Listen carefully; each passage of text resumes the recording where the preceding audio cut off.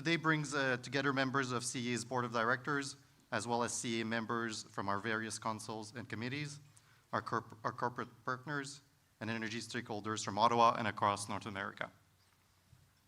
Nous sommes vraiment contents d'accueillir certains d'entre vous en personne à Ottawa pour la première fois en 2 ans.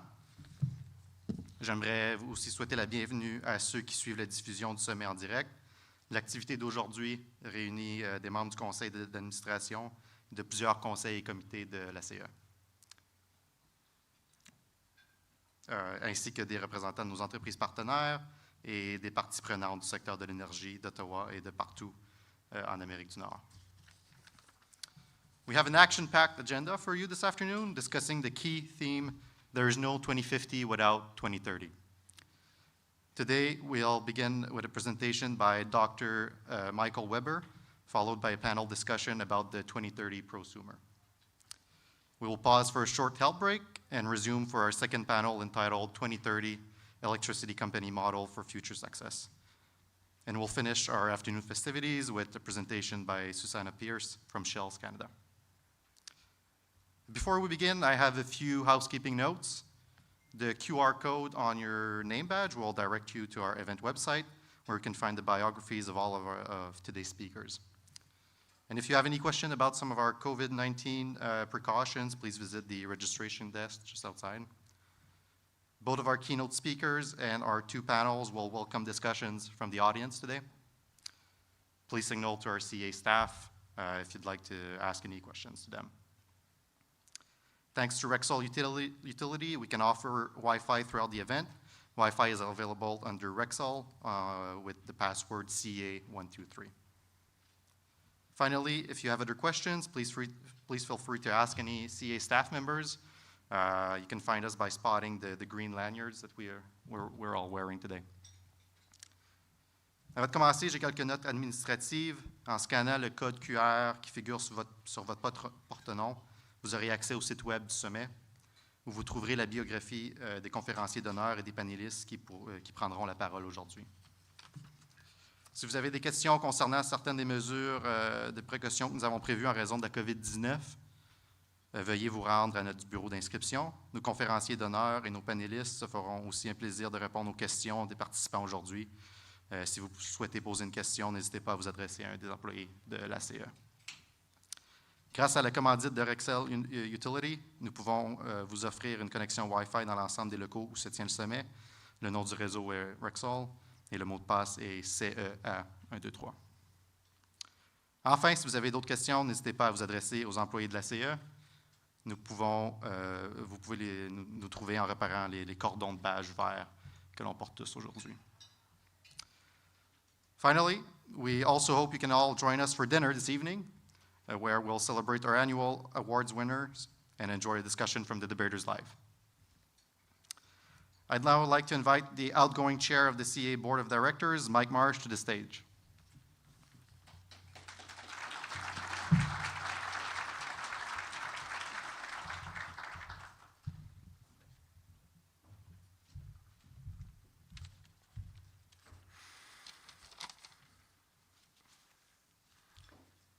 Thanks very much, Eric. You know, it's really, really great to be here today.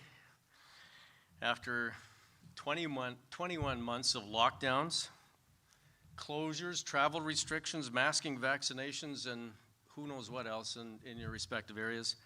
It hasn't been easy, but we made the adjustments, and we do appreciate the little things like being able to get back together again. So thank you so much for attending here today. I was pleased to formally begin as chair 2 years ago, and due to COVID, I had yet to really join a CEA event in person until today. And that said, it'll also be my last event, as I look forward to retiring from SaskPower and, of course, from CEA at the end of December. And I'll be turning the reins over to Ken Hartwick from OPG as of the end of December. I'd like to just take a couple moments now and just recognize the board of the CEA, and I'd like all the board members who are in the room today, and I think we have about 11 or 12, I'd like them to stand so everybody can see who you are, please. stand. I think they need a round of applause. We had 24 board members on the call this morning. Of course, half of them were virtually. And we think, that's going to be the way of the future. There's going to be more and more hybrid type conferences like this. But I just wanted to recognize the board and the great team that I've had the pleasure of working with for the last 2 years. I've been on the board for 7 years now. And prior to that, I've held various positions on the Distribution and Transmission Council. So that takes me back 14 years with the CEA. I also want to recognize all the CEA staff team here today. I'd like you to all stand, please. I think these are the people that really help put an event like this together, and I want to thank each and every one of you for all the work you have done, not only keeping us on track with meetings throughout the year, but finally being able to organize an event like this. Thanks very much. I'd like to not hold up the program any longer, so I'd like to ask Verna McGregor from the First Nation Algonquin community, who will join us for a greeting and land acknowledgement, please.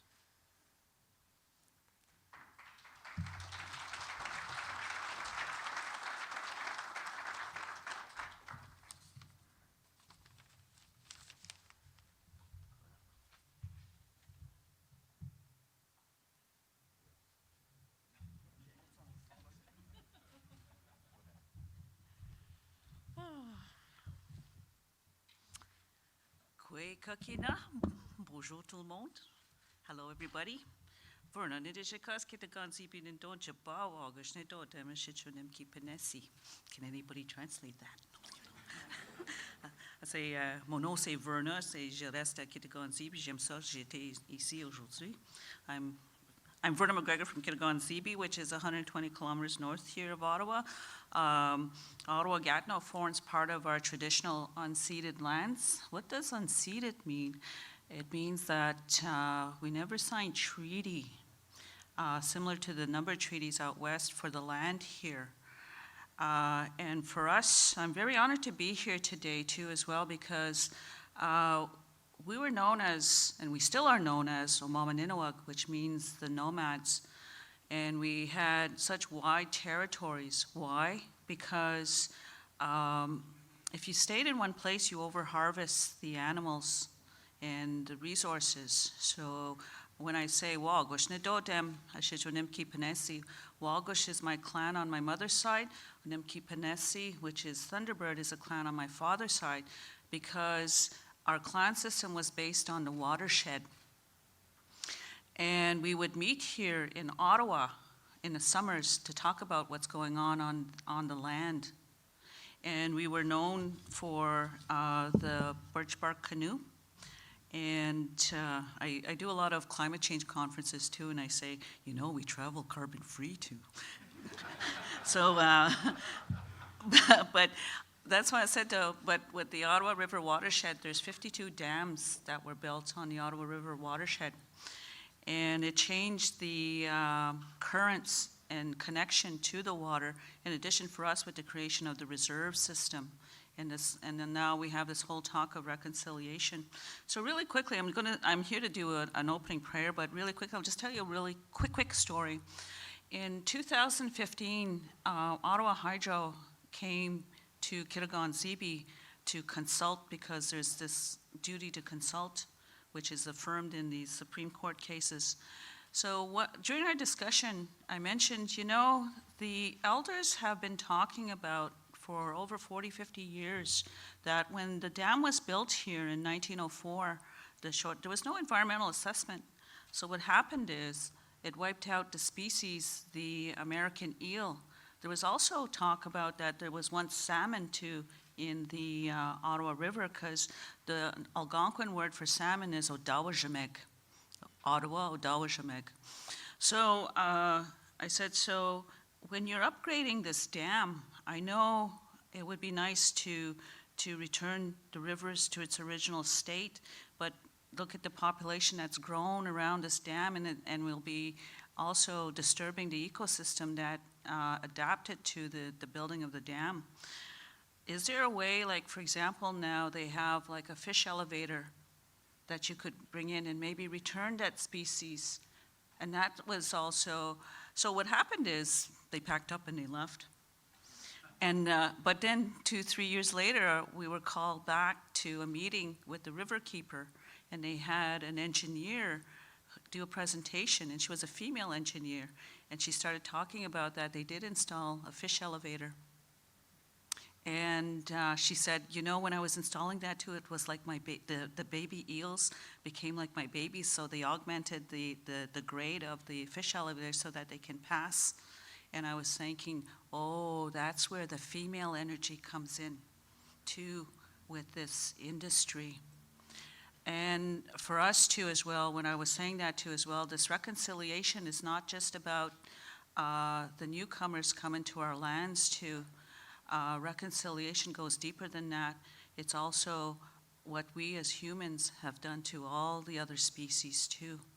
So on that note, I was given the tobacco, which was part of protocol when asked to do something like in spirit. Tobacco is the first gift given to us from Creator, so we use it in ceremony.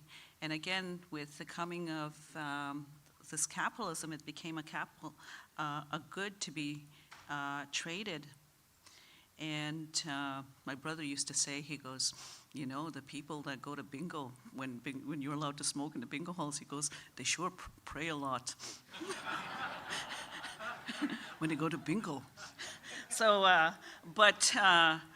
why the tobacco too is when we have the sacred fire, it's our connection from the spirit world to the unseen world. So you offer the tobacco to the fire to pray that you do good things, and that it was foretold too that there will be a need for an awakening in the times we are today. And if you look at what our relatives, what's happening in BC, I said that's why we also need prayer for guidance. So on that note, I'm going to say a little prayer, and I have my eagle feather. And one of the significance of the eagle feather is that it's a messenger, that it flies highest to Creator to as it brings you messages of well-being. So I say, miigwech kajemane onje ni gashkito chama do se konshe nongo mo me kakina pamatsjik. Shwen mishnon na bigas miigwech onje kakina gagishan dan onje mam de gain in de kimanan. Shkaki question kaso in de kimanan we do kakina pamatsjik den as well gonje onje nagdu ablan kakina gochin in de kimanan. Miigwech onje kakina te kishu gon kises to be kises se chunang shak we do kwana nokmes nan onje nagdu abdan kakina goch nibi punksing saigan Kichigagan, zibi ensak. We do kwagi kweg onje nagadu abdan kakina guch nibi. Miigwech onje ya ishkode kakimi shinchimin objetoyang. We do kwagin in a wagonje nagad onje mashkauzuaj nagadu abdan kakina guch ishkode. Miigwech onje na sewen kakimi shin chimino pamadzian. We do kwag kakina pamadzjig does yakazjig mamu ya COVID-19 chin kadega. Kan sheshkwat ne gwede simen kego gejemane do shich kan noshkush ne gwede simen we do kwa kakina mam de gene mashomse na ne gok nesana shijin jin wen dagnak we do kwa kakina mam de ge we wisne jik de mags jik we wisne jik kaye we giwe jik shwen mishno mia miigwech. So I'll point to somebody to translate in the room. No. I'm just saying thank you, and I thank the 4 elements of creation, which is the earth, the water, the fire, and the air. And I think I'm giving thanks to all our relatives, and that I'm asking that you guide you well in the work that you do. And I specifically also focus on the water, because in our understanding is women are keepers of the water and men are keepers of the fire, and it's that balance and the need for balance. And why are women keepers of the water is also too as well, because in our culture they're known as the life givers. They bring in the next generation. And when you're about to give birth, to bring in new life, you break the water. And the men, again, it's the spark of life. So it's that balance. And the biggest teaching is also that we're here for the next 7 generations. And that's why we also need to look after the water and all of the elements. So on that note, I wish you well, and I say, Chimigwech, merci. Thank you.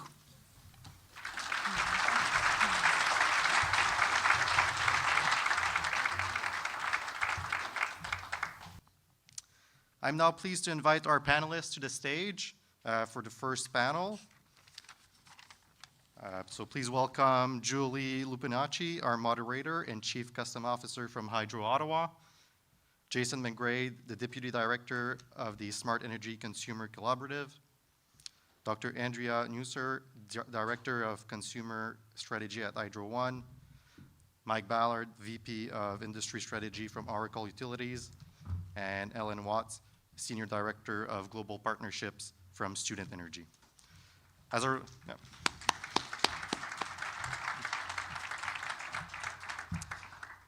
a reminder, that their biographies are available on our events website, and we will open to audience questions at the end. Thank you. Hopefully it's on. Move this here. So I'm not as funny or as smart as Dr. Weber, so sorry in advance. But it was a story that hit home because I had a very close friend of mine move from North Bay to Texas and had to weather that storm, and she was like, I can't believe this amount of snow has destroyed our system. So I got a lot of frontline views on that incident. So thank you guys all for coming. We've got a number of questions that we're going to go through, and you don't get to hear our bios and you don't get to hear a 5-minute speech from any of us, but hopefully you get some flavor through the questions. So I'm going to jump right in, and the first one is for you, Jason. So as customers become more engaged in the production and consumption of energy, what role should the Canadian electricity utility play in the 2030 and beyond? Thank you very much, and thank you everybody for having me. So when you talk about the consumer, the customer, one of the things that always has come to mind is that there isn't just one individual entity that can cover all different walks of life. In this room, in the conversations that I've had so far, we've talked about residential, but we've also talked about commercial and industrial, and within that space itself, you have these small businesses, the medium businesses, as well as the large-scale industrial that are taking that massive amount of load within a particular territory.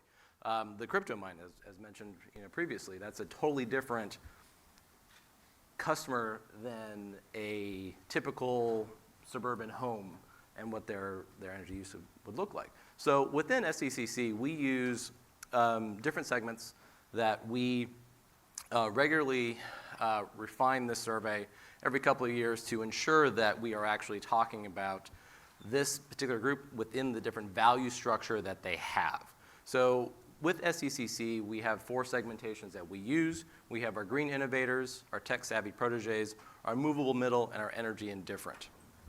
And you can see on the screen, there's sort of a breakdown in terms of how that looks within both the consumer market segment as well as kind of where they are. And this is obviously a residential profile that we're seeing on the screen.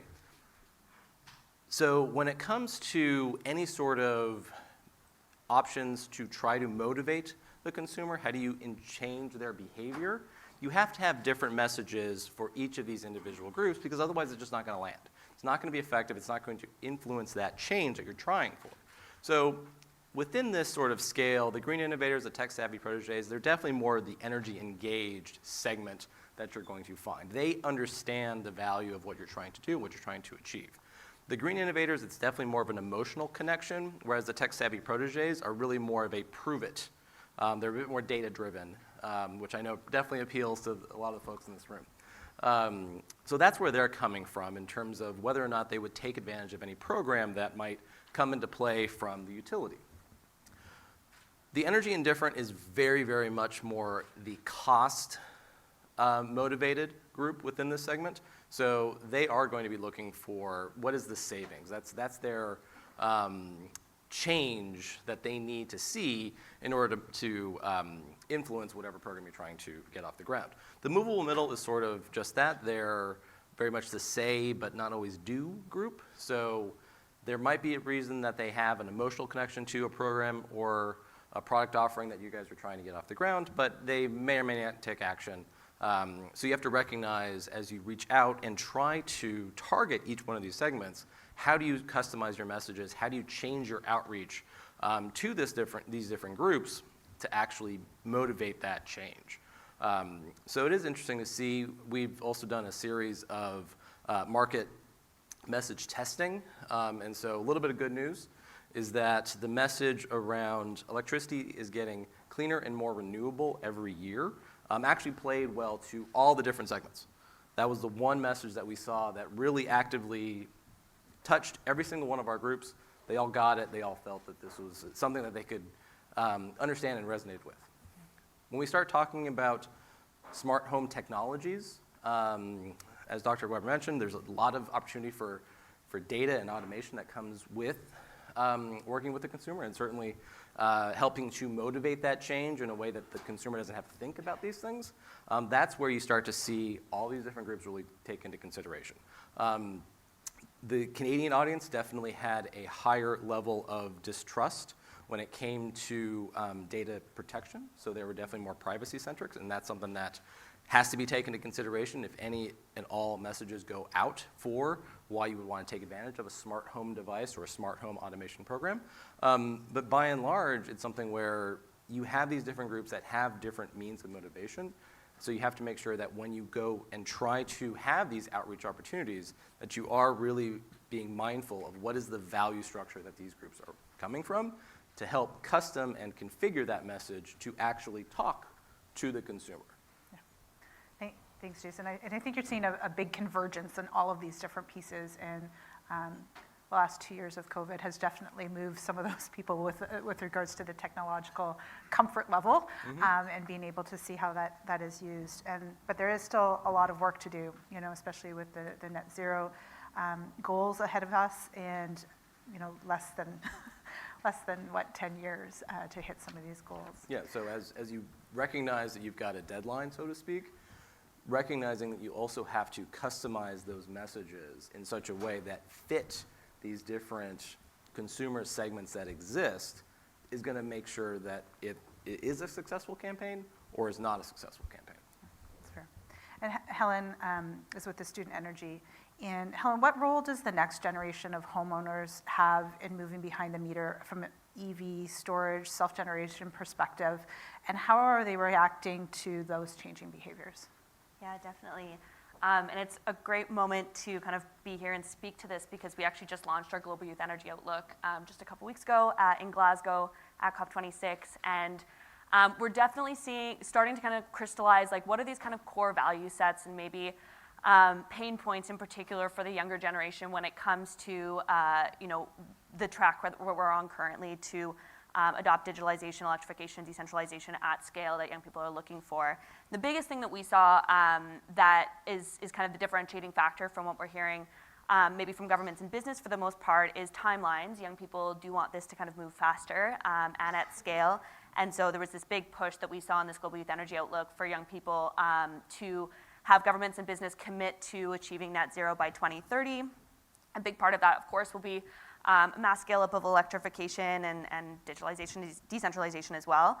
And so I think, what we're seeing when we're talking about these goals to 2030 and then, beyond that to 2050 is how can we really create pathways for young people to work with these actors who are kind of setting the pace and scale right now with certain policies and commitments. How can we create pathways for young people to come in and really cement their core values into those decisions so that we have longevity and sustainability with the commitments that we're starting and making today.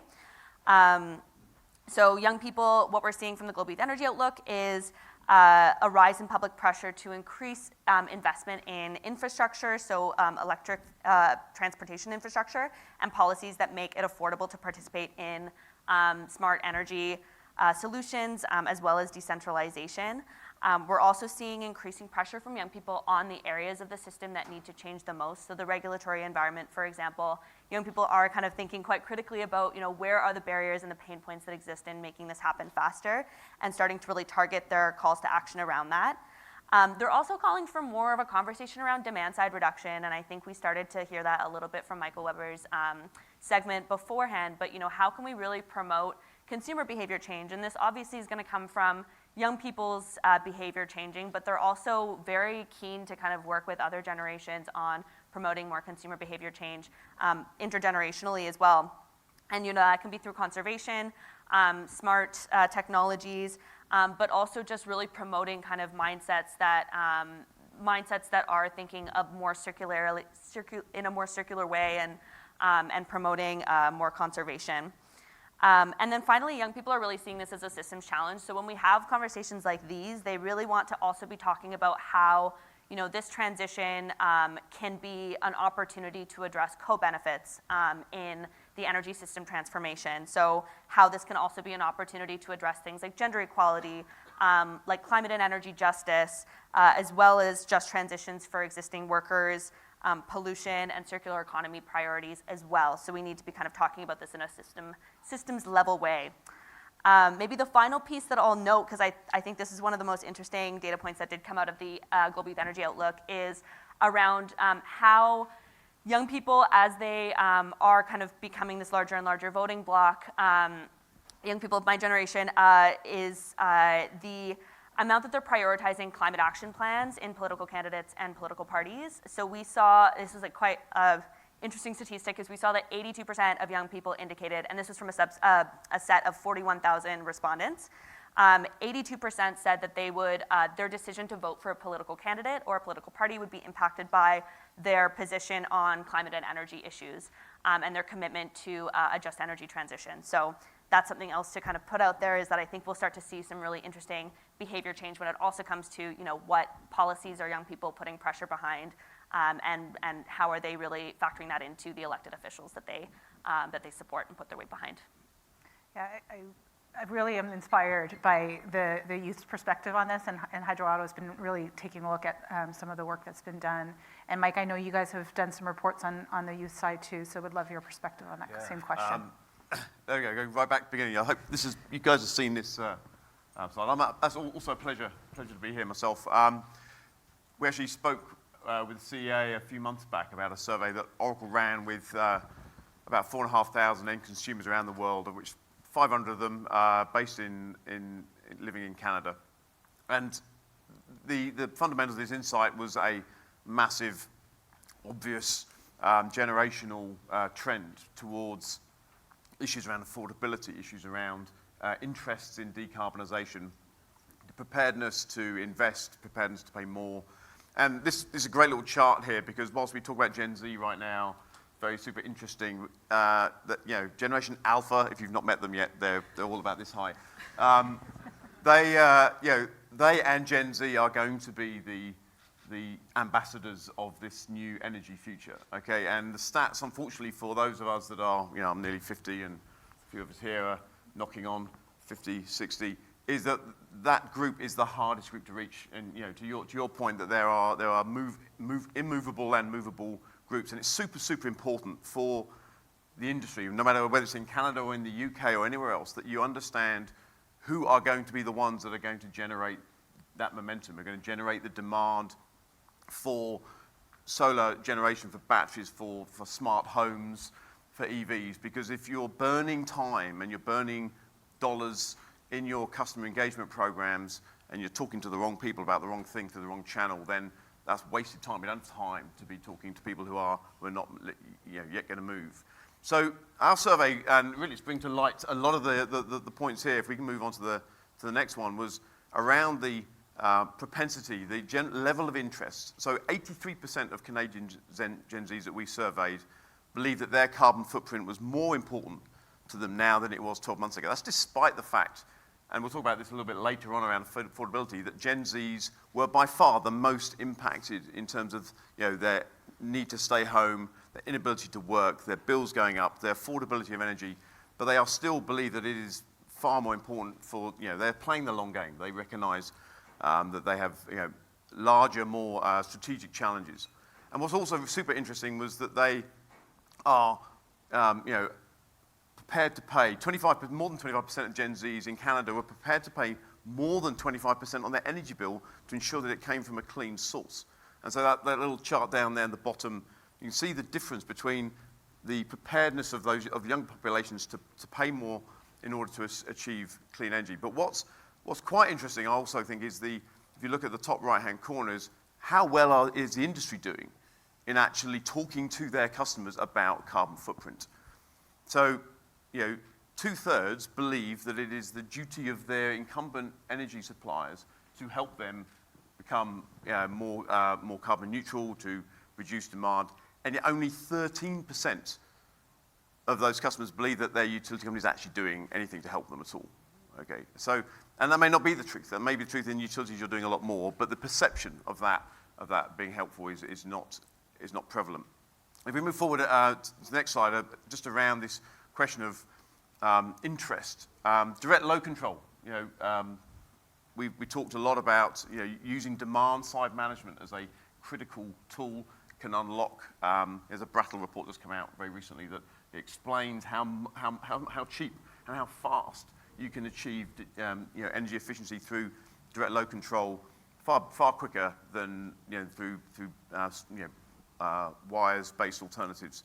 But direct load control is a really interesting one because 54% of Gen Zs and 40% of millennials were prepared to allow utilities to control this concern about data privacy, the concern around Big Brother is watching me, to exactly the point that was made earlier on. If the value is evident, if you can explain how this relationship with the utility is going to help you reduce your energy bills, reduce your carbon footprint, the interest is right there. The interest is there. That's great, thank you. Did you have another point, Mike? I could go on all day. I've got so, I got that so much from our data preparation here. call. There's so much data here. But I recommend we've got some reports that I think the CA site have got. Have a look at them. It's really super interesting around how Canadian consumers are prioritizing decarbonisation over many other of their issues. Yeah, and you kind of alluded to the conversation we're going to get into now about customer affordability and the willingness to pay. So we definitely saw a very similar trend in some of our surveys with customers with regards to a willingness to make sure that it was a reliable stream, it's safe, but it's also going on that green stream. So we're starting to see that shift happening, and I think it's that convergence of policy, technology, and awareness that's happening, and I would agree, and both Andrea and I are nodding our head that we could do more in helping to educate the customers there. But looking at customer affordability as an issue, especially with inflation, as debt increases, 2030 is like right around the corner. So how do we balance that out with the increasing cost to decarbonize our economy and the increasing energy bills, especially when you're looking at, one segment of the market is probably the most okay with that? So I will try and keep this very brief. If we go to the next little slide here, this is really, again, these are all going to be available. You can look at these at your leisure. But I think the fundamental part here is that it is the generation that are most likely to want to engage in new energy solutions that have been the ones in the last 2 years that have been most impacted. And the data speaks for itself in terms of the sacrifices that they've been prepared to make. But despite that, in the same survey, they are still recognizing that they are prepared to pay more for it to be cleaner. The real challenge, I think, here, which is, I think it's on this deck here, is that 71% said they would prefer their utility to help them with those future carbon solutions. That it's not, they don't want to have to go to the free market. There are so many things. We've just heard about, a dozen, and the speed at which they were coming out, it was a struggle even for us in the industry who's supposed to know what we're talking about to keep up with all of the evolutions of hydrogen, of energy storage, of carbon capture. There are so many ways in which end consumers could be getting engaged, whether it's, do I start with a smart thermostat? Is that best for me? Should I be putting solar panels on my roof, or should I be leasing them? When do I put a battery on? Do I put it on at the beginning? Do I put it on a bit later on when the prices have come down? There are, a myriad of providers and business cases, and every individual's circumstances, their building they live in, how much energy they produce, whether they live on their own or live with a family. It's an impossible task for an individual to be able to really make those best decisions. And as we said, 71% of Canadian energy consumers said they would rather go to their utility to get that advice. So one of the things we need to do in our industry is to start to consolidate those, not just the advice on where you can get support for paying your bill today, because there are a million ways in which the federal and provincial and local administrations provide assistance. But and that in itself is a fairly fragmented service. So utilities, first of all, start with helping consolidate advice to end consumers on their bills today, and then build their capabilities to be able to provide advice on where each customer should be focusing their energy. So I think it's incumbent on our industry to help demystify and to simplify the advice we're giving to customers, both on their bills today and on their bills in the future. A number of us was talking right before lunch, and it's not just the residential, and I think Gen Zs and some of the millennials are really coming from their residential bills, but it's also the commercial customers as well are really coming and looking towards their utilities and asking, how do I go about doing this? 2030 is a daunting task to retrofit their buildings, to retrofit as a property developer, to retrofit apartments, right? And I'm thinking downtown core in some of the constrained areas. So Andrea, from the utility perspective, we had this wonderful dialogue, and I don't know if we can repeat it here, but let's talk a little bit about what can utilities do as a corporate citizen, right? And what had to decarbonize our own place, but also to help that decarbonization for our customers. Yeah, I think an obvious place is to start with our own operations. We can look at supply chain. How can we decarbonize our supply chain? How can we green our buildings, our fleets, and so on? But that only does maybe a small piece. I think we have much more impact if we help our customers decarbonize and electrify, because enabling their solutions will be so much more impactful. And everything I've heard so far is music to my ears. Like, it sounds like customers want to hear from us, which is great, which means we have a lot of responsibility to do it, but also huge opportunities. So one of the key opportunities is, I think, help them navigate the space, as Julie, as you said. It's confusing. A lot of it is new. There's a certain sequence to how to do it best. In the most affordable way. So if we can provide that advice to different types of customers, I think that's really meaningful. And I think it's also key to understand who is where and where do we need to pick up our customers? Where are they on their journey right now? And how do we need to approach them? With what solutions? I think there's no point in offering the same solutions to all of our customers, even by segment, but really understanding where are our customers? What do they want? What are their values? What are their goals? How can we help them achieve these goals? What Dr. Weber said before, I think data will play a really important role. Understanding our customers better, understanding what they're going through, and offering them help, because we can demonstrate to them that we understand their energy usage, and we can also offer them some tools that help them better manage their own energy bills. One of the things that we had done is ask a very simple question as we were visiting customers, and it was, what does your energy future look like, and what are you planning for? And it was very interesting, the amount of projects that were kind of released to our understanding that we hadn't factored into planning. Whether it was a brand new subdivision looking to go completely net zero, or if it was buildings that are looking to completely electrify in the next 5 to 10 years, and none of that was included in the planning. So I think there's an amazing opportunity to connect a little bit further down the decision-making tree with customers in all aspects. And then there's a really beautiful new business models that are becoming very apparent and maybe not so apparent, and you have to kind of work through them a little bit. But Hydro Ottawa had entered into a relationship with Zibi right here at the waterfront to be able to help them get to, and Kruger Products, which is just over on the Quebec side. So you have the interprovincial dynamic that's there, and using the steam from a manufacturing plant and bringing that steam over to be able to help support a new community utility. And so you may hear about that, and you may have already heard about that program, but it has garnered a lot of interest in the Ottawa area. It was one of the first in North America, and more developments, community developments, are looking to us saying, how can we do something similar? Now, they may not have a Kruger Products that in their ward or in their neighborhood to be able to tap into, but I think that's an opportunity for us to look at those different ways and those different business models.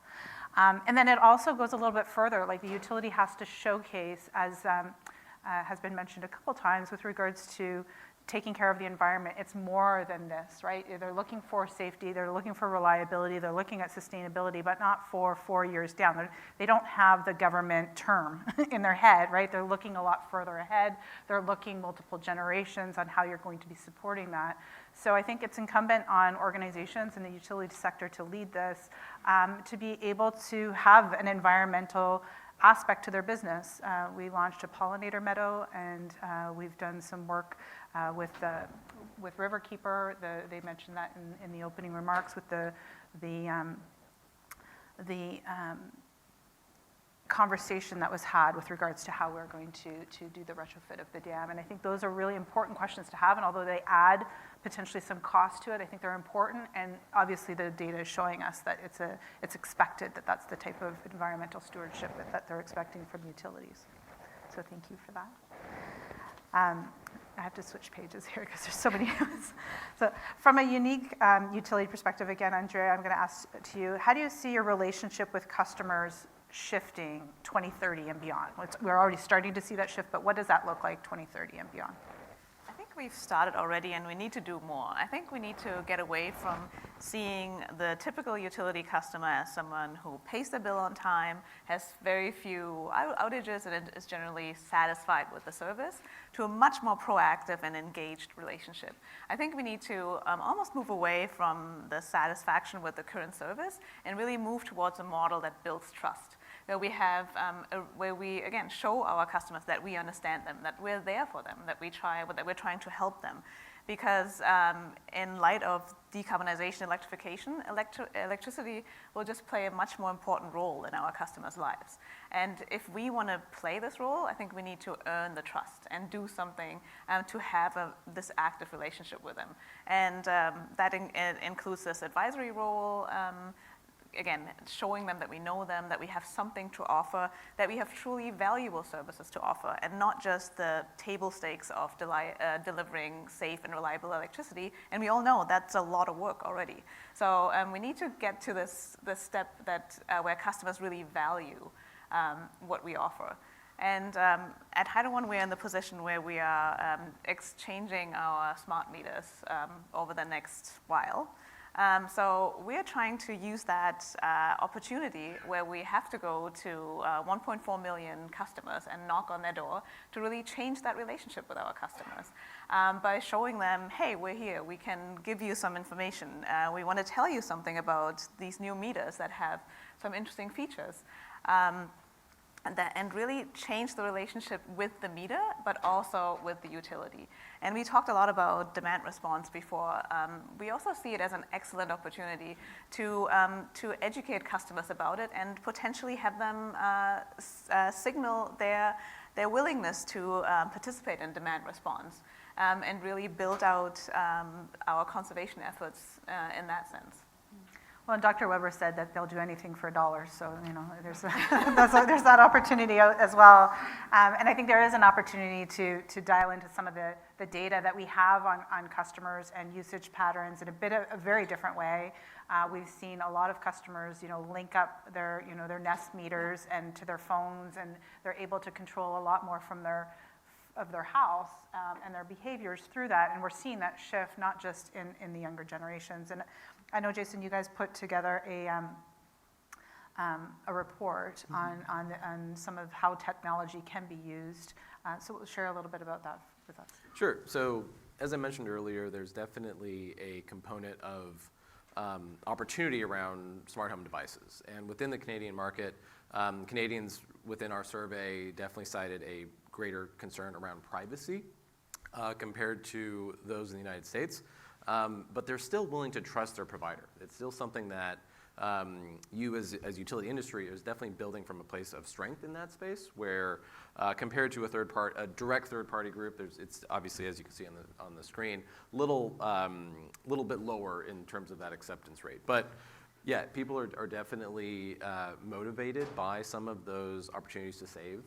It doesn't take a lot from what we've seen in terms of our research to motivate that change. It's not you have to give away the farm, so to speak, to incentivize the right consumer behavior, but it definitely helps. And what we've seen in terms of getting the adoption for smart smart home devices, people really, they got that it was fun and easy to use. They had some issues in terms of the setup. That was definitely a learning curve component where, depending on who the individual was, where they fell in terms of that different segmentation of willingness to take that risk of going through the process, or it's too complicated, I'm not going to, I'd rather reach out to my utility to help set this process up.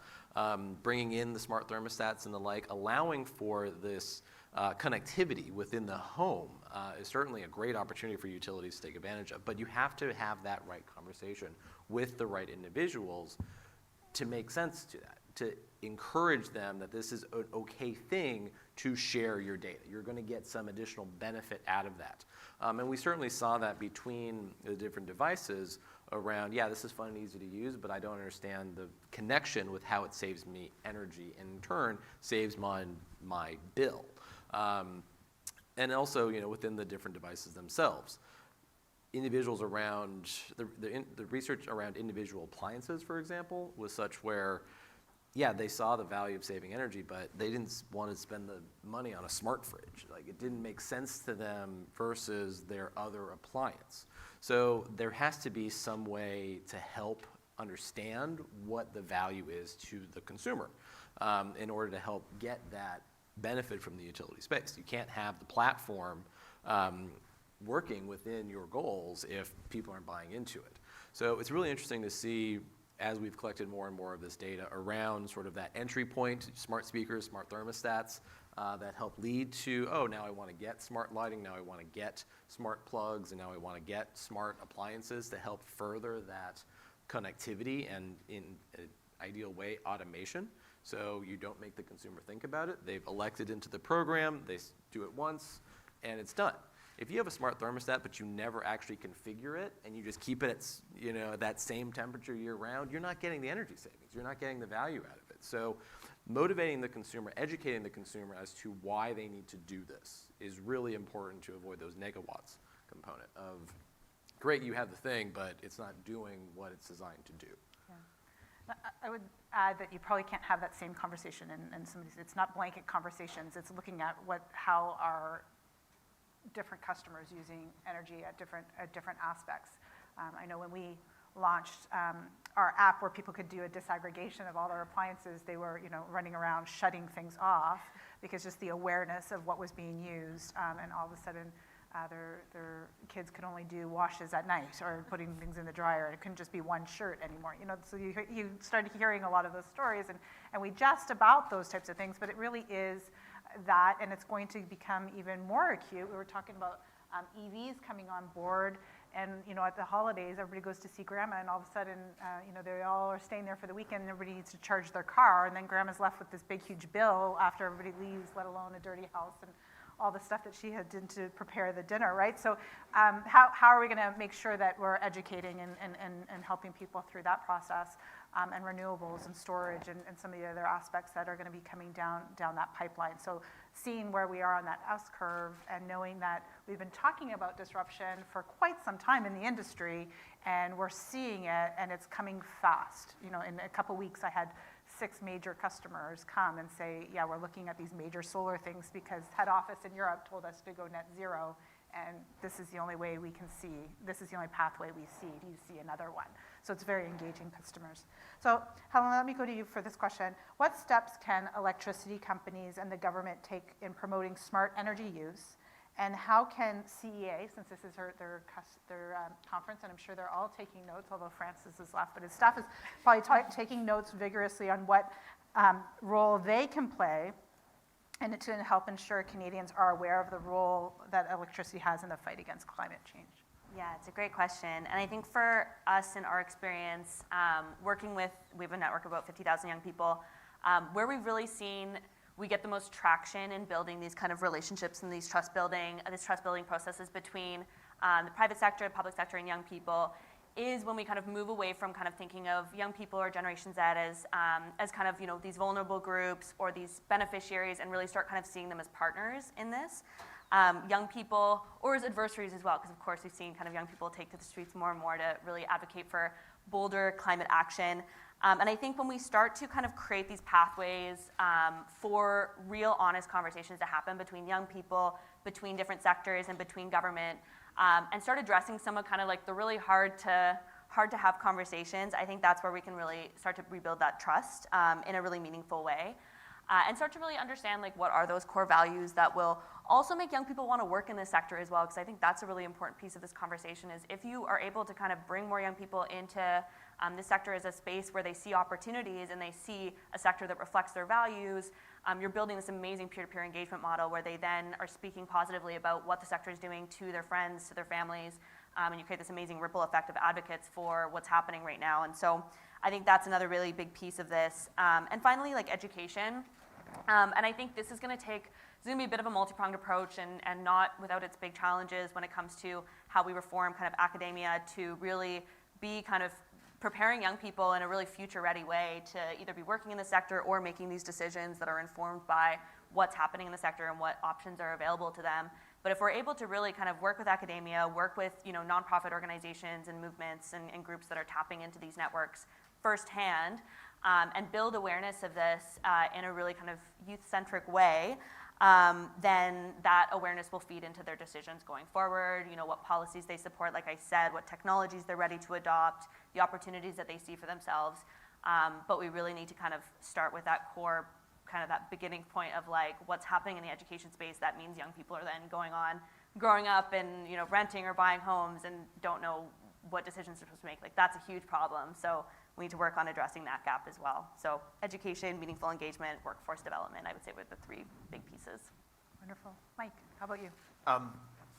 I absolutely agree with all of those things. I have two children that are 14 and 13, and they've been helping me work on an exhibit. We just literally, the reason I'm here in Canada is because I was actually able to get over to the States last week, and we just launched an exhibit at the Smithsonian, which is a fully immersive virtual reality experience about the future of energy. It's a futures exhibit, and it takes you what it does, and we're trying to persuade Americans to be engaged in energy. And we decided that the method of doing that, and my kids were helping very much with this, was take them back to 1860. Take them to the beginning when power first started getting built and delivered to everybody, and show through virtual reality, basically an 1860s America town, basically evolving, new buildings coming up, new roads coming in, cars coming in, power lines coming up out the ground, power stations, really educating them about how have we got to where we are today, okay, and give them that context of, we have only been doing this for 150 years, maybe not even that, and we've done amazing innovations from 150 years ago to today to get to where we are today, to be able to deliver power to just about everybody. But now we've got to change how we go about doing this and show them that this paradigm shift of not just how we generate, but how we consume needs to change. And everyone buys in, they recognize that. But what they aren't aware of is actually how embedded all of that infrastructure is right now, and that it's not just a question of just wanting to change and relying on end consumers to do it. It's the thing that everybody's got to do it. Everybody can make a small action. And if we all just do a little bit all together, it will make a massive impact. So this exhibit is there to kind of find a new way of bringing customers to the point of recognizing that the energy is about them, that the power is in their hands, that they are empowered, they have agency. In fact, more so now when we get into generating at home, consuming, being efficient in the home. Most of the outcomes that we've talked about are going to be achieved by all of us individually being better. Yeah. So that's how we've kind of gone at it. Is kind of by showing them that the power is in your hands, that the actions of individuals, when taken at a larger scale, can actually produce major outcomes. So that's how, and I recommend you all go to DC at some point. It's there for 9 months, so you've got plenty of time. But we can also bring it here, and I'd love to maybe we chat with CA, maybe we can do a kind of Canadian flavor. Yeah, it would be wonderful. Which museum? Smithsonian, in the Arts and Industries. You were just there, and you're going back, so you can go check it out. Obviously I'm based out of DC. It was launched on Thursday. It's brand new. But yeah, just a point of note, there's the Smithsonian is a museum system. Yeah. So you always have to say which museum. One? Yeah. Because they're like, oh, I was in history. And it's like, well, you're wrong. It's the one with the Bell Nexus flying autonomous drone taxi that is, I kid you not, it is the size of this room. So somebody Google that and It's figure out amazing. what Check it Siri out. is Bell for Jason. Nexus autonomous drone taxi. Amazing. So let's go over to you, Jason, because obviously this is now on your list of to-do when you go home. But what do you think about this question? Do you need me to repeat it? Yeah, so let's just, because now I'm back into So my it's like, Smithsonian. what action items are we giving to the CEA to take away and helping kind of align this government and helping to promote it from a customer perspective on what the role of electricity is for for climate change? Yeah, so within that space, again, getting back to that there isn't just one consumer. So there's not just going to be one answer. And an area that we've been talking about right now has largely been tied to residential in focus. But obviously we started with a little bit of commercial and industrial. But there's something where, again, you have so many different segmentations with so many different needs, so you can't just have that singular one-size-fits-all. And what we found within our research was actually, in our latest report, tied to renters. So we did a survey tied to residential renters as well as small business owners, so individuals that do not have ownership of their facilities. And talking through them and talking to this different group, we found that the renters within the residential space actually had a higher perception and desire for some of these changes, but they had the least amount of control because, again, they don't own their facility. So it's great that you can do all of these new things with smart home devices and, oh, I want to switch out all my appliances. Great. I'm not the landowner, so I can't do that. I'm limited in that space. But you have the great opportunity for these behavioral changes. So it is something where you have to work with all the different partners, all the different entities in this space to form that alliance. And we did see actually a willingness to have that conversation with the utility, both from the landlords that we interviewed as well as from the individual renters within both the small business space as well as the residential space. So there's willingness to engage. There's willingness to have that conversation and see what opportunities exist to form together to get some of this accomplished. And especially within the commercial space, again, with the small businesses that we interviewed, energy isn't on their mind. They don't have a dedicated engineer in charge of all facility energy usage. It's a bakery, it's a restaurant, it's a small arts and crafts store or some individual services that you're providing. They don't have that type of opportunity or that resource to immediately implement some of those opportunities. And there was individuals that we interviewed that saw material that would be directly applicable to them, but they thought, oh, must be for the residential side and not for my business side.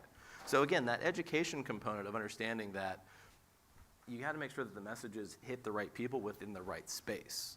And where the facility or the property is not a direct ownership component, working with that landowner, working with that rental group to help facilitate that change is really a critical part, and that's really something that the utility needs to take a more active role in.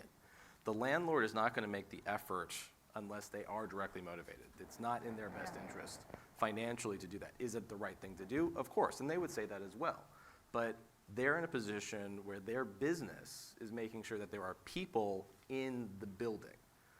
And they are not going to do some of these large-scale renovation projects while there is somebody in the space. It's to their disadvantage, so they don't want to take that type of action.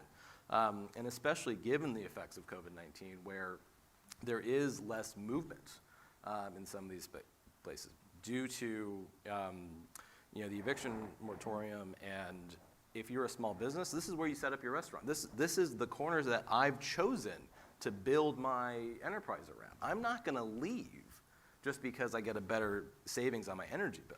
Right. So looking at what you can do together in the community within these different groups to help influence that change is really critical, and where a utility has a great opportunity to be more active and engaged. And it's something where both of you actually said this really nicely in terms of the utility space, where when I started, the mission statement from pretty much every utility that I worked with was, we provide safe, reliable, affordable electricity to our service territory. But understanding that there's been a shift in that industry to now it's safe, reliable, affordable services to our service territory is really that critical change in the dynamic. And the more that you can do to customize, personalize, reach out to all of the folks that you serve is a critical path.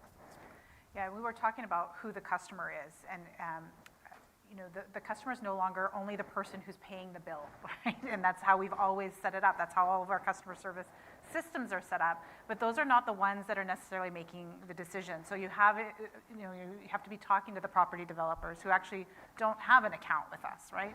You have to be talking to the property owners who, in some cases, don't have that.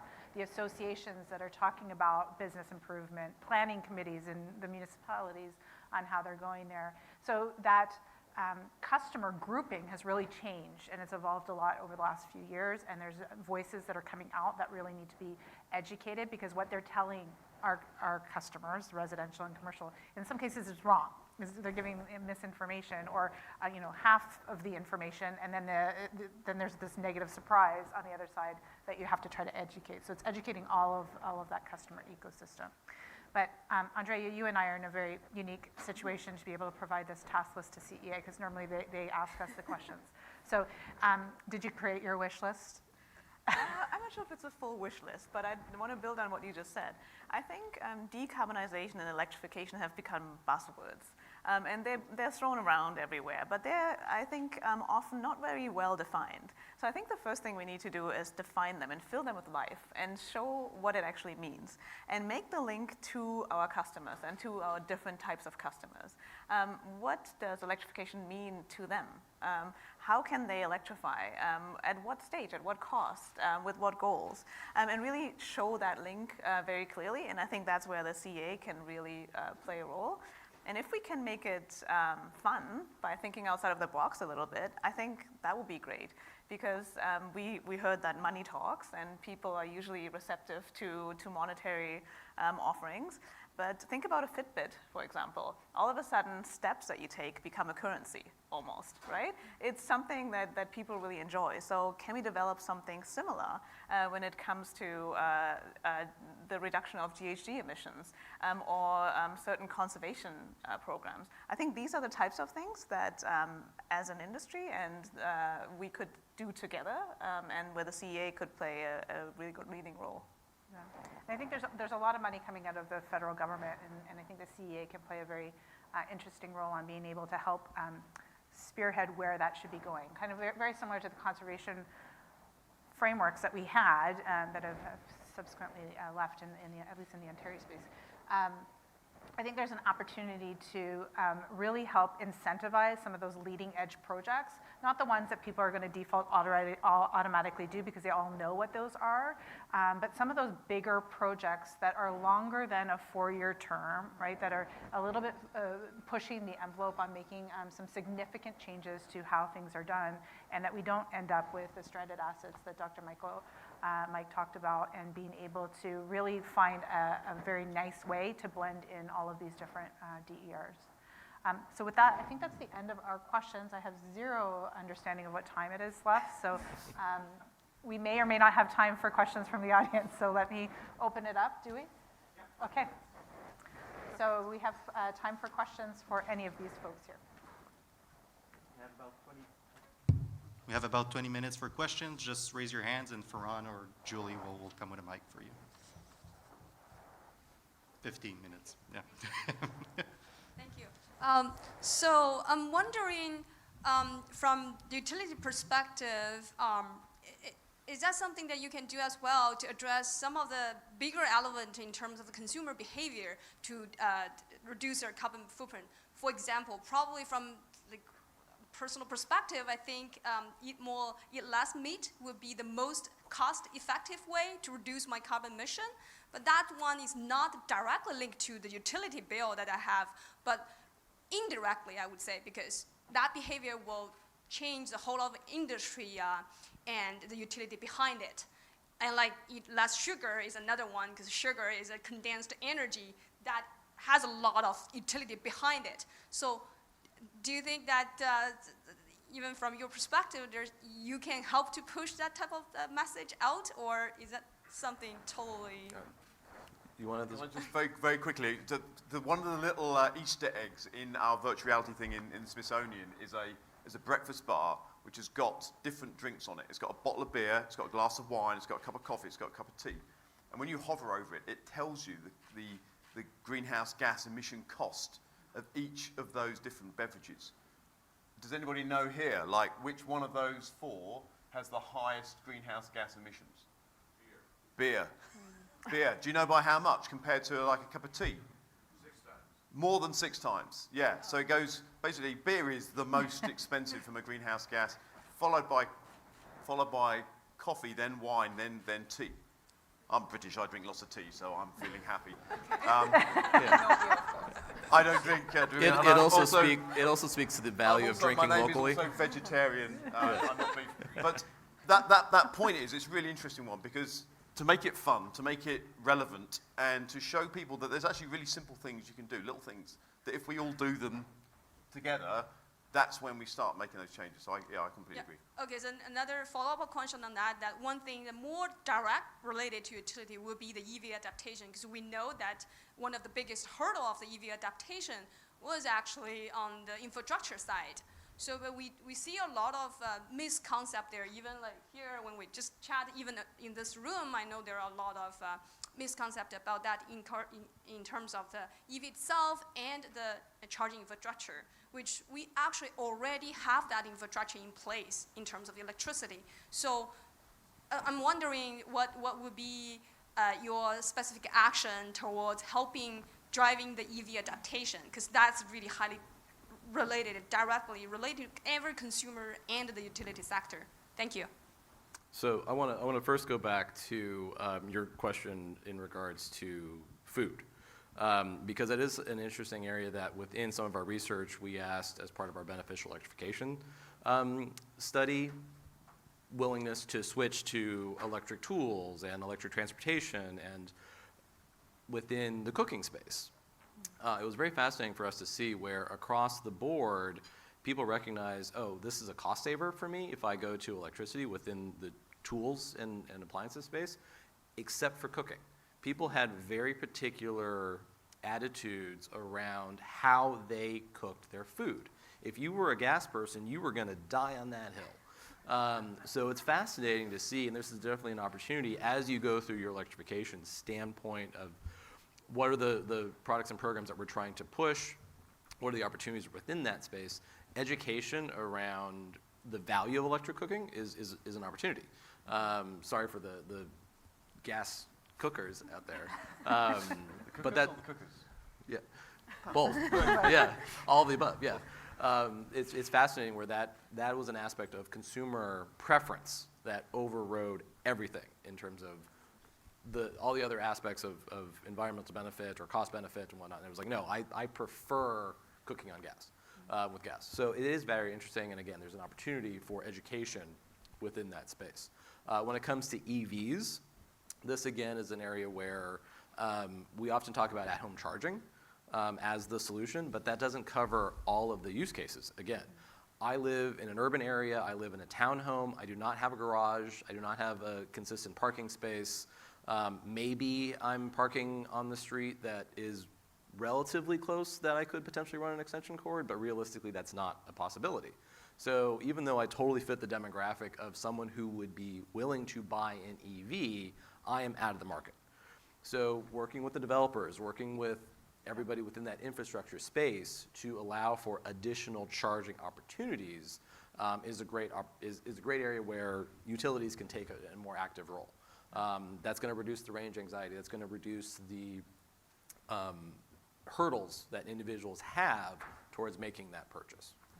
And I know Claire is here. I don't know if she's still here, but from Plug and Drive, and she and I have had lots of conversations about EV adoption and where that is. And you're right, not everybody is set up for that. Not everybody has access to a plug. And I remember coming on in the utility sector and seeing this article about this poor woman who spent so much money buying an EV and then brought it back and plugged it into the little, the block heater, Bullard. And then all of a sudden her neighbors were paying her to fill her EV, which was nice for probably a day. And then the condo corporation realized that, well, no, that's a common element. You can't have all your neighbors paying for your electricity to charge or fill up your car. And then all of a sudden, she's like, well, I can't move. I've got this vehicle, now we're stuck. So we've had a pretty big awareness campaign over the last little while, going and talking to condo developers and talking to apartment buildings, because it's not just easy to rip up everything. Like, there's a cost to that, but, and figuring out what that looks like.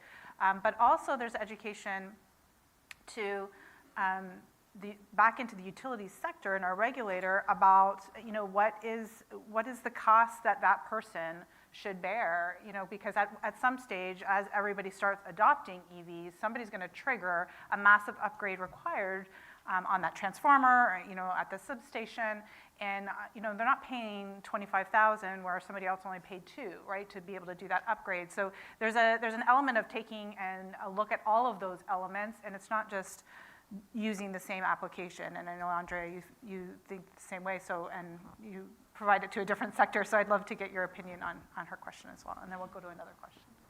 Yeah, no, I think the electrification of transportation is huge, obviously, and it's coming faster than ever before.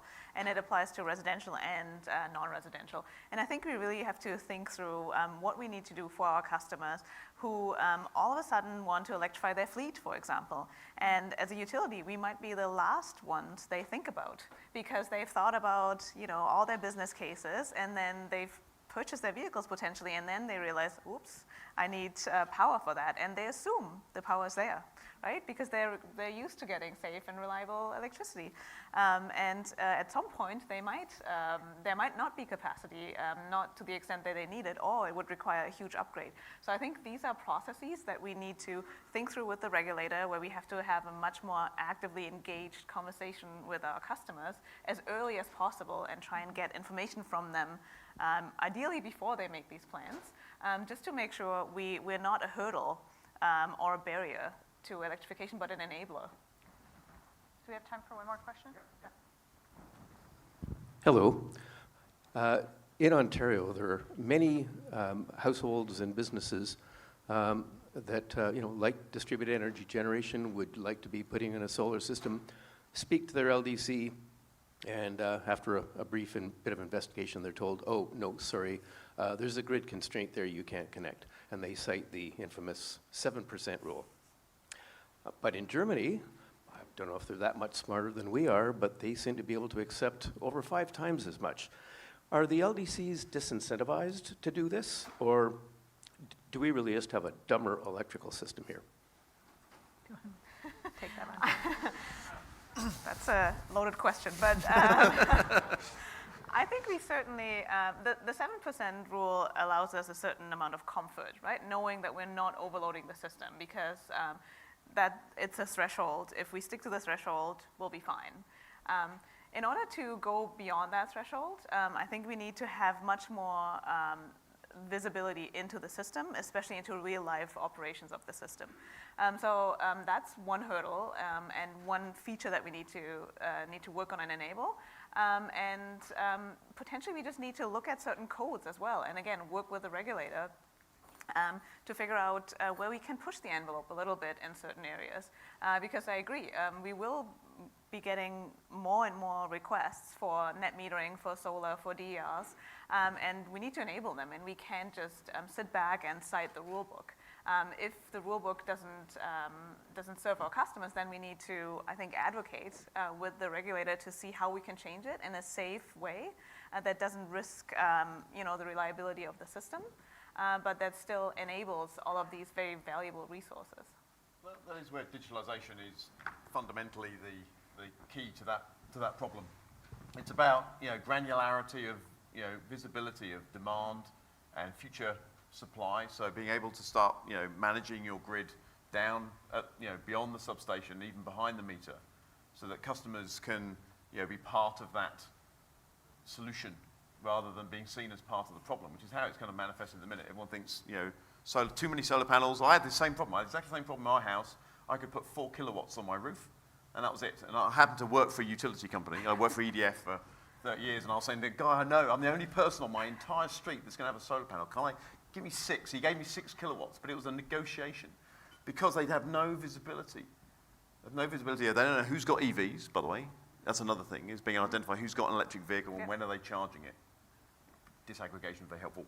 But it's actually about being able to automate your distribution operation down beyond the substation level so that the grid manages itself, that it controls those inverters, that it puts controls on inverters, it puts controls on EV charging, it puts even smart thermostats that allow for the grid to worry about itself in its own little ecosystem, rather than trying to have one-size-fits-all legislation that doesn't apply to rural Canada, only applies to urban areas. So, more data, and I can see about that later. And I think there's more collaboration that's required, and we talked about different types of customers and being able to hear from those customers and amplify that voice, and it really is changing the dynamic of the conversation.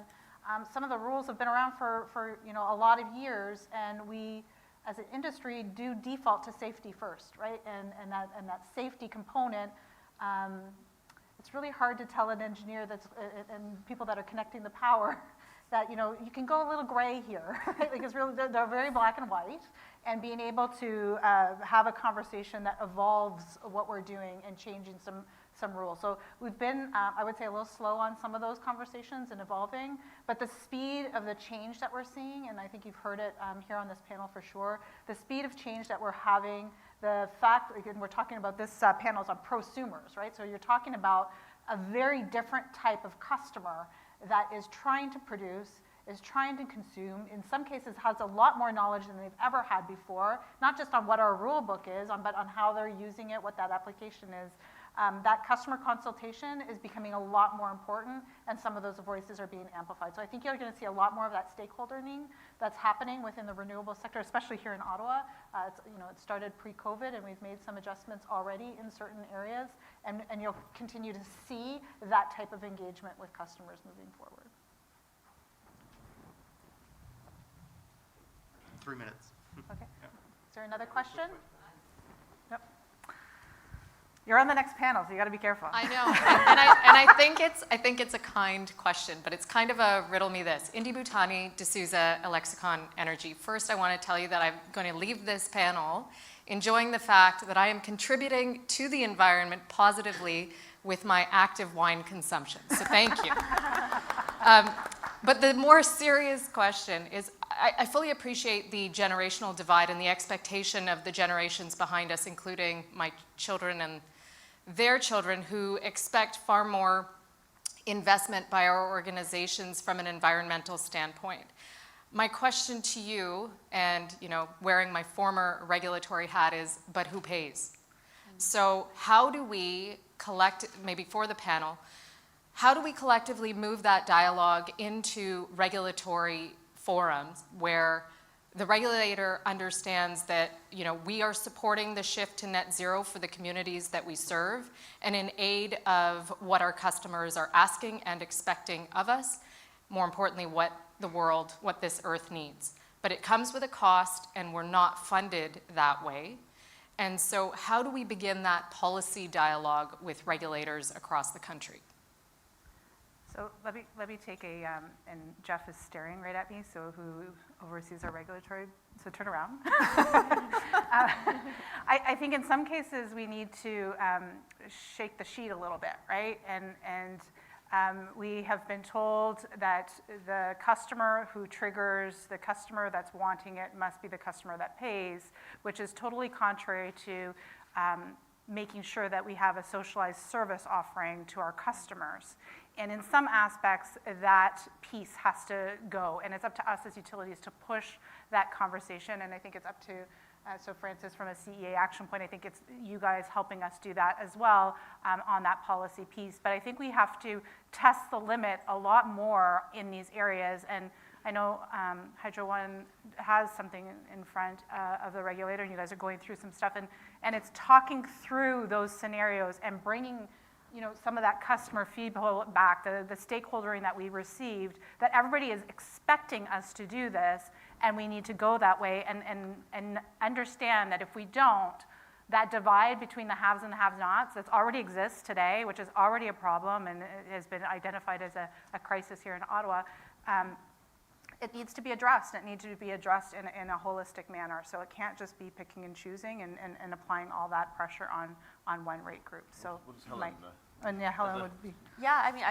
I would only add that I think coming back to my earlier point, kind of about creating more kind of space for these conversations to be had in a really kind of open and honest way. I think young people very much want to know kind of where the pain points exist. Like if cost is a factor and kind of who's going to bear the cost burden of a certain solution that young people are really putting their weight behind, then they want to be part of those conversations and really learning more about the complexities of why that's an issue, why that's a barrier that's holding back progress. And they want to be kind of part of the participatory, complex solution design of like, how can we map out that cost to more effectively kind of flow through where it needs to go. And young people are kind of supportive of very specific policies that could be leveraged, maybe not specifically for this, but kind of could be leveraged for other areas of energy and climate action. So for example, from our Global Youth Energy Outlook, overwhelming support for a carbon tax from young people. So I don't think that kind of willingness to engage on the part of young people, willingness to really understand the policy options that are out there, the fact that the money needs to come from somewhere, I don't think that's going to die off. I think young people just want to feel like the door is open and there is interest and appetite from actors who are working in these sectors to meaningfully engage young people in that process of figuring out solutions and ways forward. It could look like forming a task team that's specifically working on that challenge, like Student Energy often creates we partner with different organizations, we'll create specific youth task teams or advisory councils focused on a really specific challenge that exists in that sector. And it's an opportunity for young people from kind of multiple disciplinary backgrounds, kind of early work experiences as well, to come together and like brainstorm solutions together. And it's a great way to kind of open that door and start that conversation. And then you get young people kind of sharing that insight further on with their peers, and you start to kind of build a bit more of a generational and collective awareness of like, not just kind of getting entrenched in the system and like, oh, so many problems, but starting to kind of build more critical thinking kind of amongst the entire generation of like, okay, real barriers do exist. How are we going to kind of overcome this and push in the right direction? So bit of a vague answer, but I would say that's just kind of coming back to that dialogue and trust building exercise. Maybe just one really quick point. I think I want to go back to the demand response, for example. We heard earlier there is a lot of capacity on the grid that we can tap into. So maybe we have to think beyond poles and wires as an exclusive way to build out electrification. I think we need to think in the broader spectrum and think about other solutions that might be much more affordable. Does that get Indy? Yeah.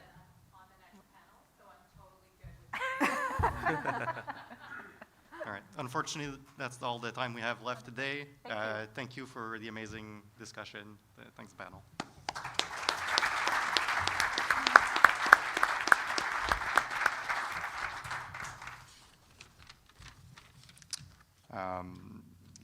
So it's now time for a short break. Please join us again at 3:15 when we will kick off another panel. C'est maintenant le temps d'une courte pause. Veuillez venir à 15h15 pour le lancement du deuxième panel. Merci.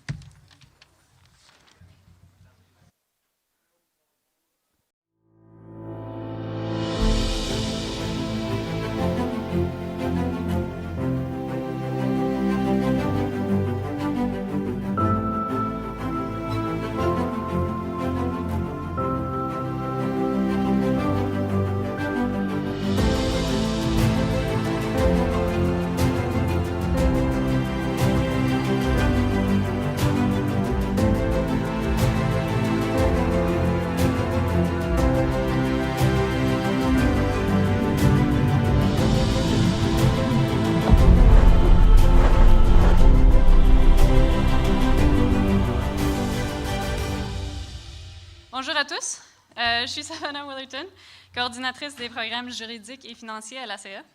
And as the coordinator for the finance program, I've had the chance to enjoy the last couple of days with members of our CFO committee, who are also taking this opportunity to meet in person for the first time in 2 years. And after months of speaking through a screen, it's really been a pleasure to get to finally meet some members in person. And just, based on some chats I've been having and the energy in the room, I can really tell that everyone is feeling the same. So before we get started with the next panel, I can see you're already here, but I'd like to take a moment first to thank some of our sponsors. Without their support, we wouldn't be able to offer such a high-quality event. So avant de commencer le prochain panel, j'aimerais remercier les commanditaires des activités d'aujourd'hui. Sans leur soutien, on n'aurait pas pu vous offrir un événement de si grande qualité.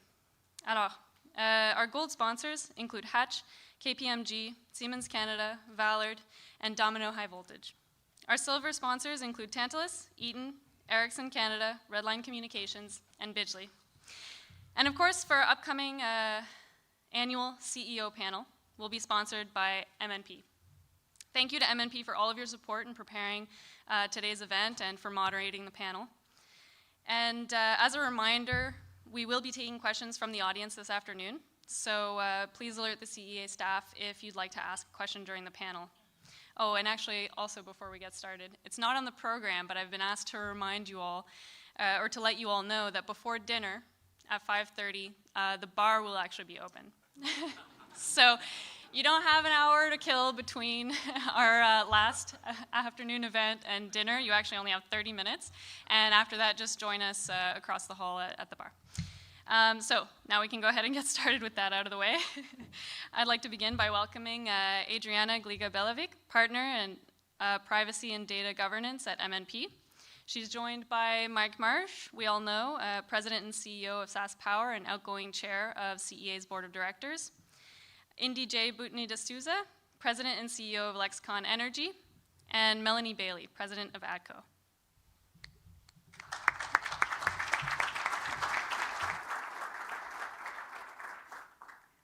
Thank you, everyone, for joining our panel today. As our presenter mentioned, I'm a partner at MNP.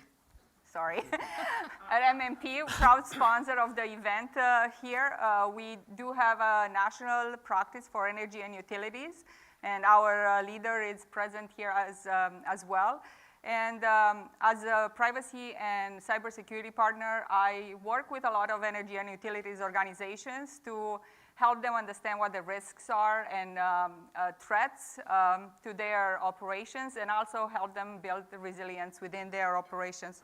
I will pass it on now to my esteemed panelists to do some introductory remarks. Thanks so much, Adriana. And I'm glad that you got the name mix-up out of the way, because that might happen to me as well. I appreciate very much the opportunity to be here, and thanks so much to the Canadian Electricity Association. It's wonderful to see so many great friends here in person. It's so 2019. We've all become accustomed to change over the past year and a half, and the toll that that change can take on our families and on our businesses. But as we all know, change can be a great thing. And I'm very excited now to have a front row seat to witness change at my new organization, not Electra, Lexicon Energy. What makes these changes special? Well, Lexicon Energy is a new and growing company, only 2 years old, and we've been building on the consolidation of the former Viridian Connections as well as Whitby Hydro. A large part of the rationale for that merger was not just to make a cost-efficient utility, but to strive to be better, embracing synergies that not only improve our financial performance, but also that continue to elevate our customers' experience. We're part of the fastest growing region in Ontario, something that's been particularly enhanced by this pandemic, as both people and businesses have been migrating east of Toronto to tap into our vibrant communities of Pickering, Ajax, Whitby, Clarington, and Belleville. We're striving to be not just a better serve not just our urban customer base better, but also stretching into the rural regions and all the way into cottage country in Ontario. And then what's the other change? Well, that's me, new as president and CEO, 9 weeks strong. And I've commented before that this is like having a baby. Nobody cringe, no gory details here, but you count in the beginning by weeks and months, and eventually it's all a wash. But I'm not new to the sector. I've been in the energy sector in Ontario for over 20 years. And we've had, let's face it, at times a tumultuous history. But we're also in the midst of a fascinating transformational change that includes regulatory modernization and a renewed focus on customer care. And this is all on the cusp of supply needs and scarcity that will not only put pressure on all segments of the electricity system, but they also put pressure on governments and regulators across the country. I strongly believe that utilities need to acknowledge, understand, and embrace, and I think we've heard some of these Ds, but I'm going to reference the 4 Ds: democratization, decarbonization, decentralization, and digitalization. And it's the democratization of energy that perhaps we haven't touched on as much. We need to make the right investments to properly serve our communities. And we need to embrace progressive actions to address climate change, just as the previous panel referenced. We need to do so, never forgetting our fundamental responsibility to deliver safe, affordable, and reliable services to our customers. And we must maintain a culture that places primary importance on operational excellence, achieving efficiencies where we can, and a laser sight on serving our customers, all the while being ever so mindful not to compromise safety. Transparency is paramount, and I want to have ongoing engagement not only with our shareholders, but customers and communities that we serve. There's never been a more exciting time to be considering the issues that this panel is going to look at, what a utility looks like come 2030. But let's be clear, this is a foggy future, and even this panel, maybe I'm speaking for myself, but I certainly don't have all the answers. A lot is going to change between now and 2030, most of which is going to be out of our control. So how do we plan for that uncertainty for this utility of 2030? We can't. But what we do know, and what I would suggest to you, is that in isolation, we're likely to get it wrong. What's the cliche? None of us are as smart as the sum of us. Collaboration is key as we get to 2030. Thank you. Melanie, go ahead. Hi everyone, I'm Melanie Bailey. I'm the president of ATCO Electric in Alberta. And I thought maybe I would just talk a little bit about ATCO to give some context as to some of my remarks and why I might be answering questions the way I am. So ATCO Electric is our electricity division within ATCO. ATCO is a group of companies that are involved in natural gas, utilities, both in Alberta and Australia, some power generation, renewables, structures and logistics businesses. So we have a variety of both regulated and unregulated businesses in ATCO.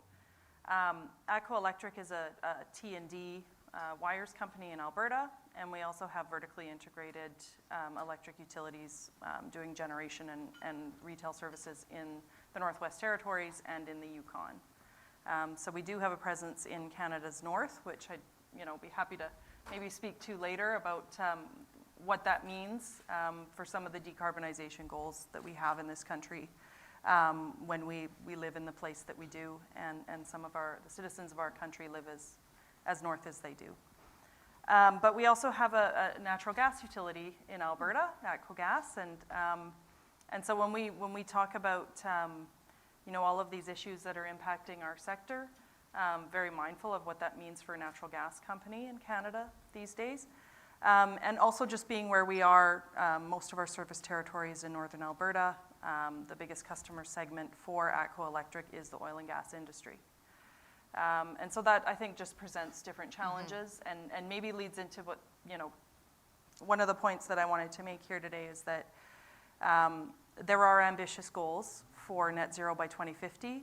We do have to get through 2030 first. But when you look across the country, we have very different regulatory structures. We have different generation mix.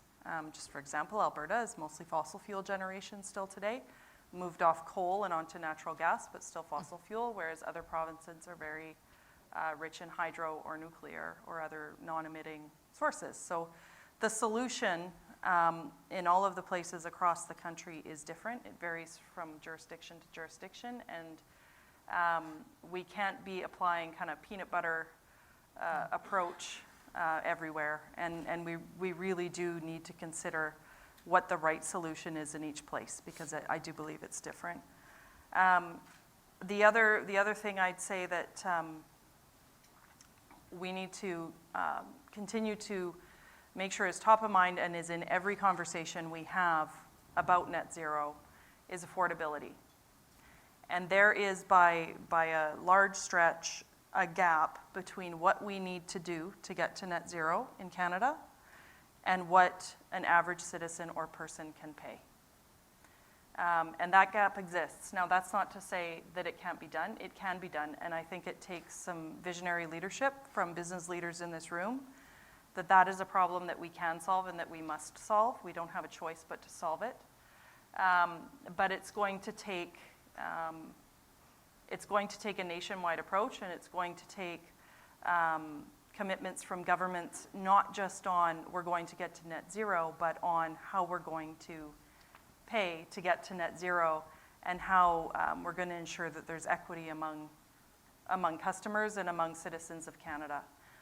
Because we cannot get to a solution where the people who can afford to pay for things like EVs and solar panels get a deal, whereas the people who can't afford it get left holding the bag. That's not an acceptable solution. And it's a tough nut to crack, but I think that as business leaders in this room, it's one that we must do. Okay, thank you. Thank you. Mike? Thank you. I'll start by saying, first of all, I feel like I'm the guy that's not like the others here. Why? And it's not because it's male, female, but I'm from that boomer generation, and I just saw that slide earlier on here, and I'll try to keep up with the energy in front of me here today. I'll set some context for SaskPower. We often compare ourselves with ATCO Power and ATCO Electric because they were very similar electric utilities. Also New Brunswick Power on the East Coast. But we're a vertically integrated company. We're Crown Corporation, 5,000 megawatts of generation inside the provincial borders. We have about 500,000 customers. We have a distribution and transmission service territory of, the entire province, which is 650,000 square kilometers. There's two local distribution companies in the province. One is the City of Saskatoon, and the other is the City of Swift Current. And we supply bulk power to them, and they service the residents inside those areas. So we have it fairly simple that way. But as we look at the future and where we're heading, we have a big job ahead of us. We are over 70% fossil energy. And the issues of decarbonization are really quite large for us and for the utilities in Alberta as well. But we look at a number of things that are affecting our world, and it's the same with every utility across the country. Regulation is very important. Regulation, and now we heard earlier, and we've been working with this, I know all the other utilities have, ESG requirements on the part of large industrial consumers.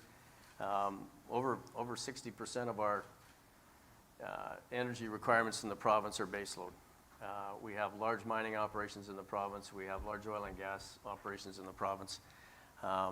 And their boards are asking them to move quicker on cleaning up their supply chain. And of course, we're the biggest part of their supply chain. We have to move. Because they do have capacity and access to capital, they can move and do what they want without the utility if they choose to do so. I agree with the points that Melanie had made. We have to be moving. As utilities, we have to be aware of the technology that's available. And we had a great discussion earlier today with Dr. Michael Weber. And we talked about technology, but he said a few things that I think apply to us and probably to all other utilities out there. And that's, if you move too fast, you may not be able to explore an opportunity that might otherwise be the solution, and it may end up costing you more money than it should have. So, and this links into the affordability question. How fast, how soon, where do we go, and how are we going to do this in a way that protects the affordability picture for all our customers out there? We're on a path. We started the decarbonization over 10 years ago when we built the first carbon capture plant integrated carbon capture plant in the world. That plant continues to operate today. The unfortunate part is regulation in Canada and retirement of the coal fleet in the United States has allowed people to move directly to gas, and nobody is looking at carbon capture on coal facilities anymore. They're now starting to look at it on oil and gas and high-intensive industries like cement and steel production. And I think it is a part of the equation in the future that is going to be needed to help reduce carbon emissions. But we have to do this at a pace and with economic choices that are prudent, because when we look at the past, I would, and again, I go back to another slide from this morning. Why do consumers and people trust their utility? It's because we've worked hard, I believe, to make it affordable, to make it reliable.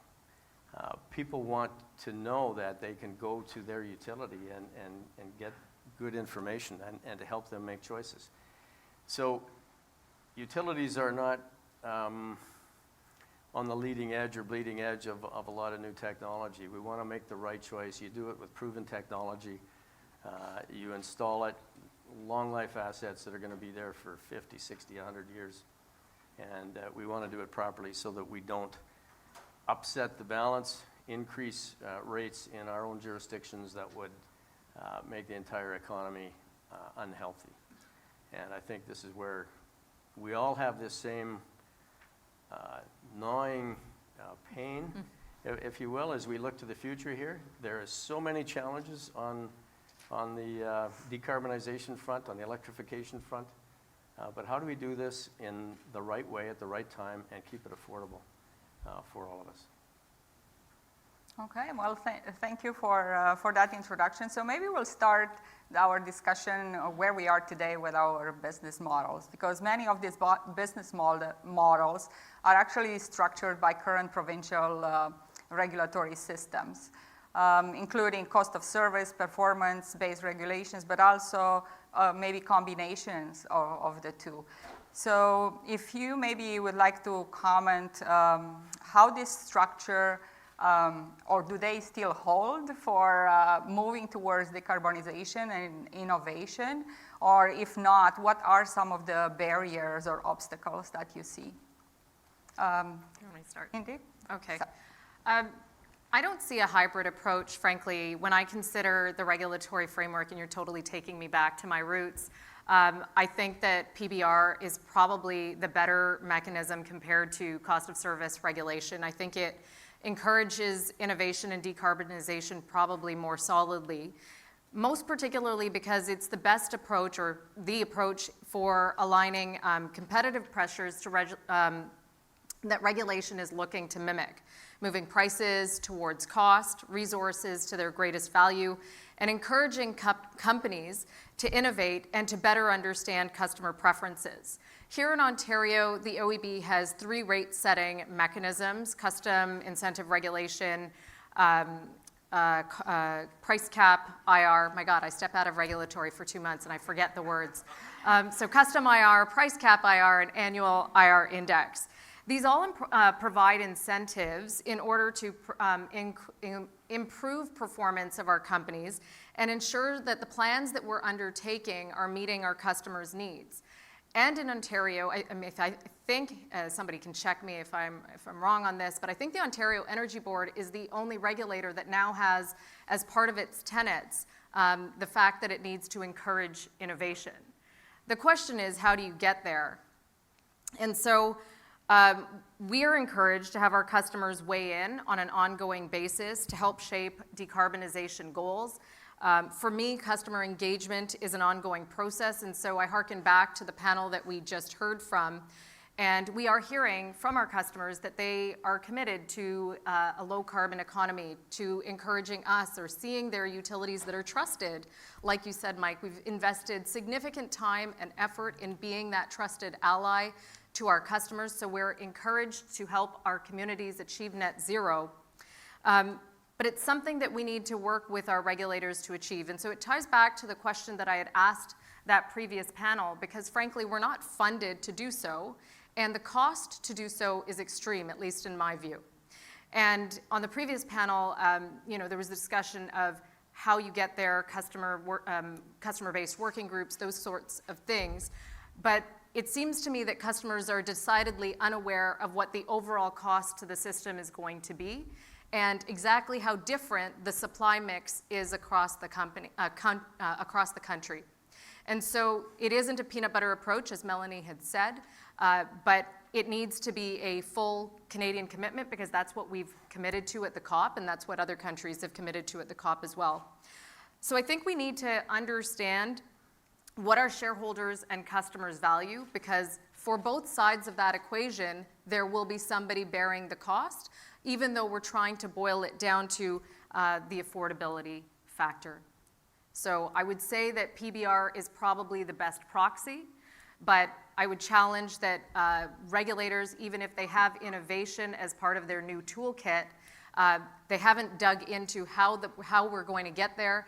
And frankly, then on top of it, Mike, as you referenced technology, I'm really challenged, and I would challenge us to challenge our regulators on how we get projects how we get the science projects, how we get out of science projects, because we do a lot of science projects, aka pilots, and how we take that interesting technology and are able to deploy it in order to achieve better decarbonization goals. Anybody wants to focus on their own province? So I agree with everything Indy just said about performance-based regulation versus cost of service and all the different ways you can do that. I think I might take this to a bit of maybe a policy perspective, in that our regulators are only able to work within the bounds set for them by the enabling legislation.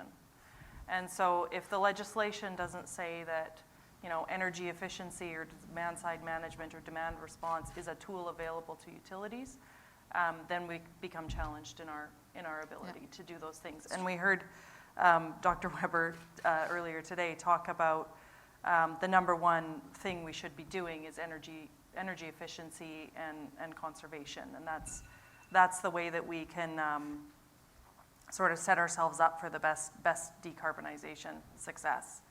So I think, while regulators have all these tools in their toolkits, it's really, I almost think you need to take it a step further than that, and make sure that the legislation that gives the regulators their powers and that gives the utilities the authority to do what we need to do can contemplate these things. So if it costs me more to do something to work towards decarbonization, do I still have certainty that I'm going to be able to recover that?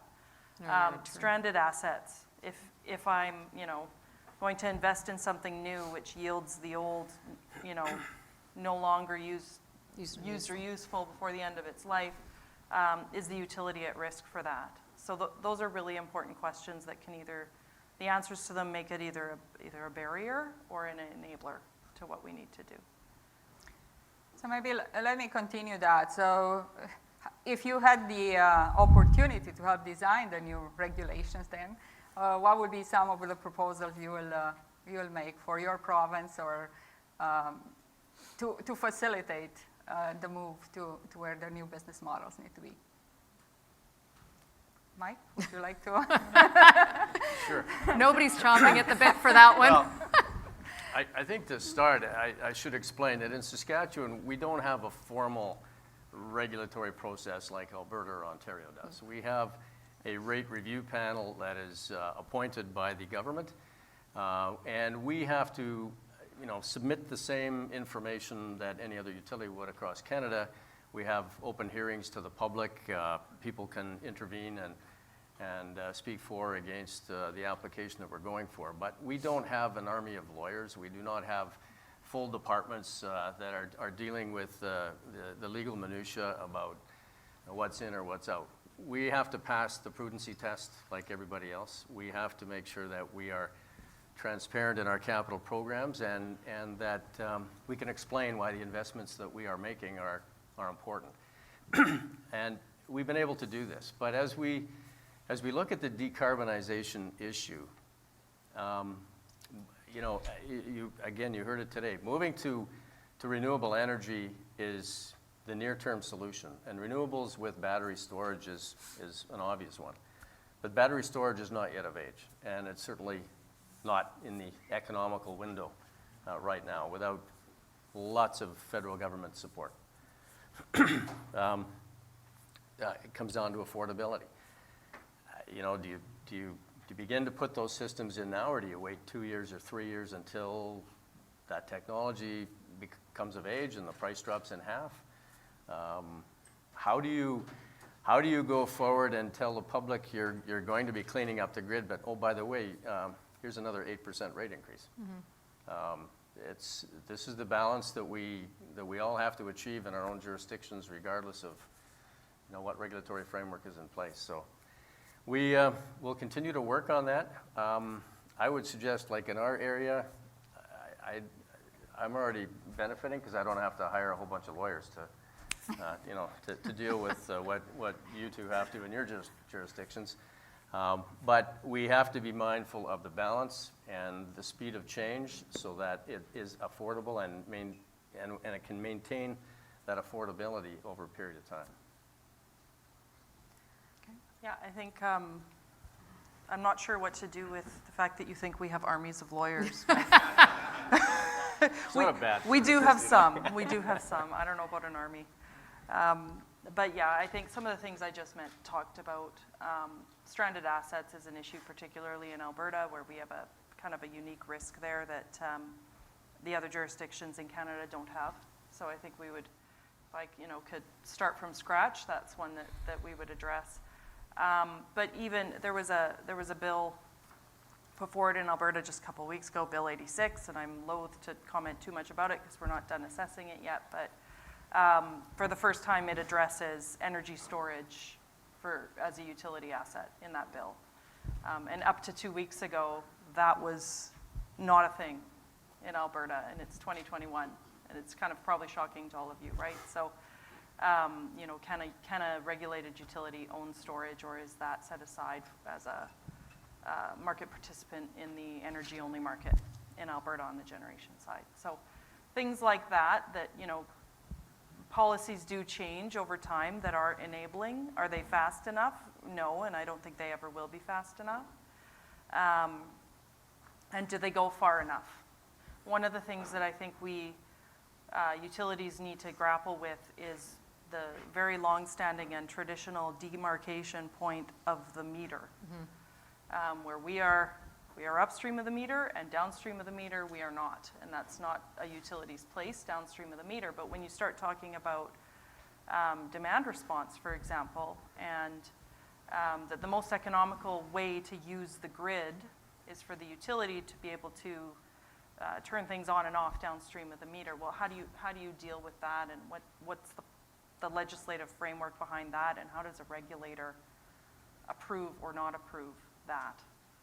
So those are the kinds of things I think probably need to change faster than they might be changing. And I think in any industry, every industry complains about the regulations and their regulator not moving fast enough. So this isn't unique to us.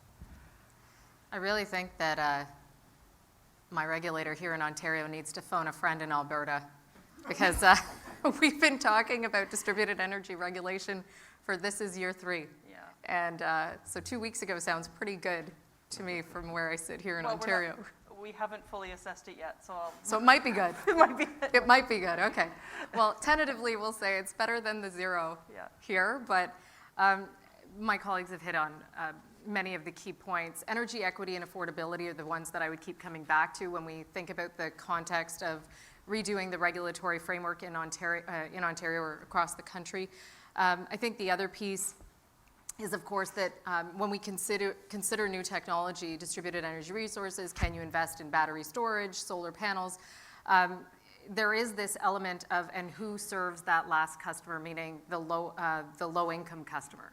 So how do we make that equitable and accessible for all of them? And so if big companies have microgrids, or if you know, those prosumers, as we spoke about earlier, have disposable income that they can invest, well, how can that be leveraged for the benefit of all? Because ultimately, I mean, we do have I would say, a very socialized electricity system, no matter where you sit in the country. And so I think those pieces need to be fundamental to whatever discussion we're having on how we revise our system. And then, of course, there's the piece that perhaps we haven't touched on, and to my mind, it's now fundamental given that we are in 2021, and that's how do you engage Indigenous communities and ensure that they are engaged throughout this dialogue.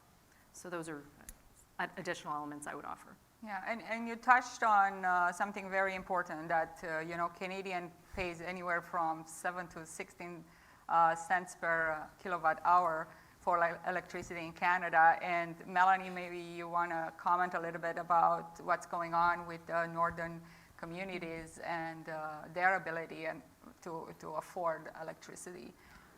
Yeah, and it's like we set this up, but we didn't. It's a perfect No, segue it is to a what good Indy segue. just said about Indigenous engagement and participation, and the whole equity problem that we have, and that there are a lot of places in Canada, not just in the Northern Territories, but in Northern Alberta, Northern BC, Northern Quebec, where very small, remote communities are isolated from the electricity grid. They largely have diesel plants for their electricity generation. And it's some of the highest emission electricity generation in the country is for these very small, remote, largely Indigenous communities. Not just the diesel that they're burning, generating electricity on site, but also the cost and the emissions associated with getting the diesel there, which is often trucked on thousands of kilometers of ice roads or flown in. So that is a big problem, and it's one that needs to be solved, and we can't have a system where all the money is funneled to places where there's less of a problem at the expense of places like that. And yes, it's a small population of people, but in Canada we have a system here where we all enjoy the same quality of life across the country. And we need to be able to continue to do that in an affordable way. And so some of our effort, our resources, our time, and our energy does need to be spent on those remote, isolated northern communities, and how to, if we're gonna have a net zero electricity grid by 2035, which has been committed to, that is a very, very important piece of that. And it's to Indy's point, you can't have. Yeah. You can't have the people who can, where it's more affordable to put in renewables or storage or some of these systems, be the ones getting the deal at the expense of places where it's not affordable to do those things. Okay, thank you. And I think Dr. Weber mentioned this morning that increased electrification will need to happen in transportation, even industrial processes, as we transition towards the low carbon economy.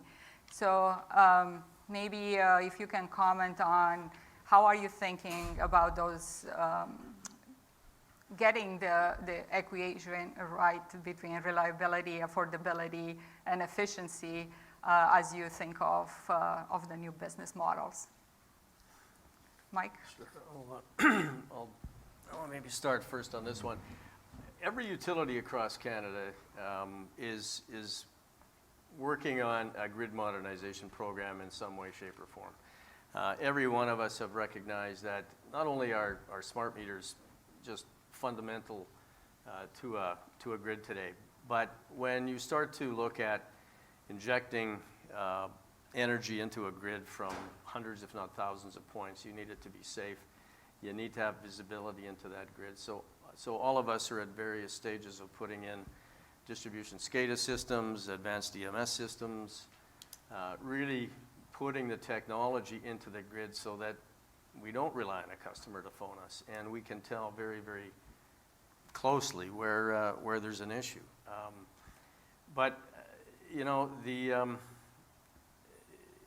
As we look at electrifying other sectors, this just makes the whole issue 3, 4, or 5 times bigger than what it is today. And we are looking very carefully at how we can increase battery capacity in people's homes or in micro communities around the province, having charging stations that maybe a group of 10 houses could use, or shopping centers, I think, is traditionally where people have been looking at. But I think a lot of people just want to be able to charge when they come home or close to home. The other panel member said he lives in a downtown core and doesn't even have a parking space that he can rely on every day. So how do you serve those customers with a distribution grid that was never designed for something like this today. It's going to take a lot of infrastructure that's going to need to be built out. And we are going to have to do this mindfully over a period of time. I don't know today how many electric vehicles are in Ontario, but I think we just hit 700 in Saskatchewan, just to put it in perspective. There might be 700 in my neighborhood. Yeah, okay. Well, And they're all Teslas, frankly. I think everybody's waiting for the F-150 that Yeah. we were talking about. Yeah. That's for sure. I am. I drive an old F-150, and it cost me $162 to fill up last time. Anyway, I digress. The point about electrification of the other sectors is that it's going to require a very strong grid and a very safe grid, but a grid that we all have visibility into. And that's going to require technologies that in some cases aren't even available today, but we're working on it. And this is where the innovation comes in. And it's incumbent upon us to provide that visibility, because then we can ensure the safety and the resiliency and reliability of that grid over the longer term, because that's what people look to us for. And that's where I think in the future, a traditional utility like ours, vertically integrated with generation, transmission, and distribution, may not look the same anymore. And indeed, we probably have 25% of our generation supplied by independent power producers today. And I suspect as we retire our coal fleet and look at the future, that's going to increase considerably, to the point where I can see even a vertically integrated company become a wires company at some point down the road, because the generation side of the business is maturing very, very fast. So we're left with building out this grid, managing the grid, providing visibility, providing optionality and choice for customers that they haven't had in the past, and we'll do it. But it's going to take a lot of creative people working in our customer programs department in every utility, and a lot of bright technical people to make this come together. And I'll always say, and to make it affordable. Yeah, In exactly. every sentence, with and to keep it affordable. But that's the challenge, right? Like all of those things are true, and then on top of that, we don't have a distribution grid that can handle two-way flow. So we don't have robust enough systems. Two, I think across the country, we're in a stage of needing asset renewal, and that investment is costly. And then we don't have the ability for two-way flow. And so when we think about how we deal with this as we move forward, we also have to consider the intended as well as unintended consequences. Like, are there areas then, you said transparency, Mike, absolutely, but then what happens if you get to an area that has too much DER penetration? Then what do you do? Is there an operating envelope for DERs? And so the list goes on in terms of the consequences. I feel like we are so far behind the 8 ball that we do need the creative forces of everybody in this room and perhaps an army of others as well. But it's not clear entirely how we get there, again, without stranding assets, making it affordable. It's a lot of competing interests at the same time. And, at least here in Ontario, our premier just announced, more electrification. He's not going to give us credits for it, but more electrification. But how do we play catch up? I think, though, part of what we're doing in modernizing our grid, and Mike's right, we're all in various stages of modernizing our grid and having, smart metering in there. An important part, something you have to do on top of that is, and I've already said it, energy efficiency. So, we know EVs are coming, and we know that's going to significantly increase the reliance on the electric system and the amount of capacity it has to have. So let's reduce everybody's usage on everything else to try to give ourselves a little bit of headroom.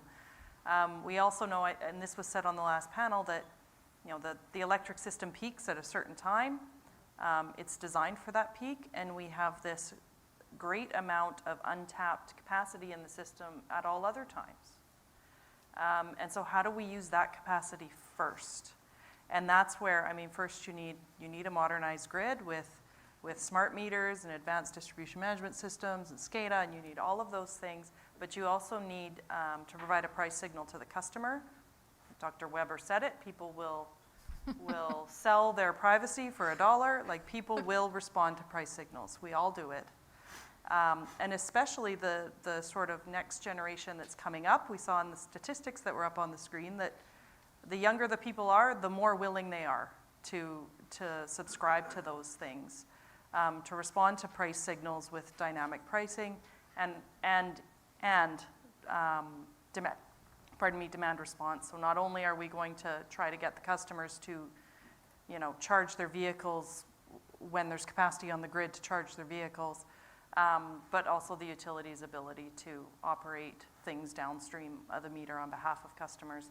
And to do that, not necessarily a person at a computer pushing a button to do that, but that we've got, things like AI and machine learning and all of that, so that those things are happening by themselves and seamless to the customer.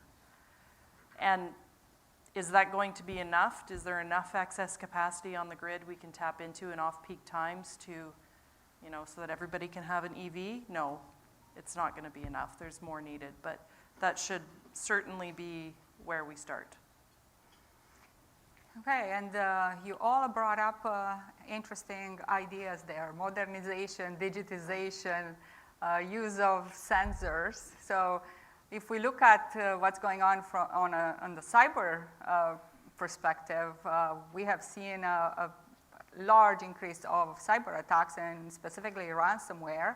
And we have seen organizations being attacked, and not just impacting the organization ability to function, but also communities and maybe the safety of people. So from that perspective now, how do you, if you can comment, how do you think about building cyber resiliency into these new models, or what organizations can do to build trust with customers if we are asking them to provide us with more information for getting the services?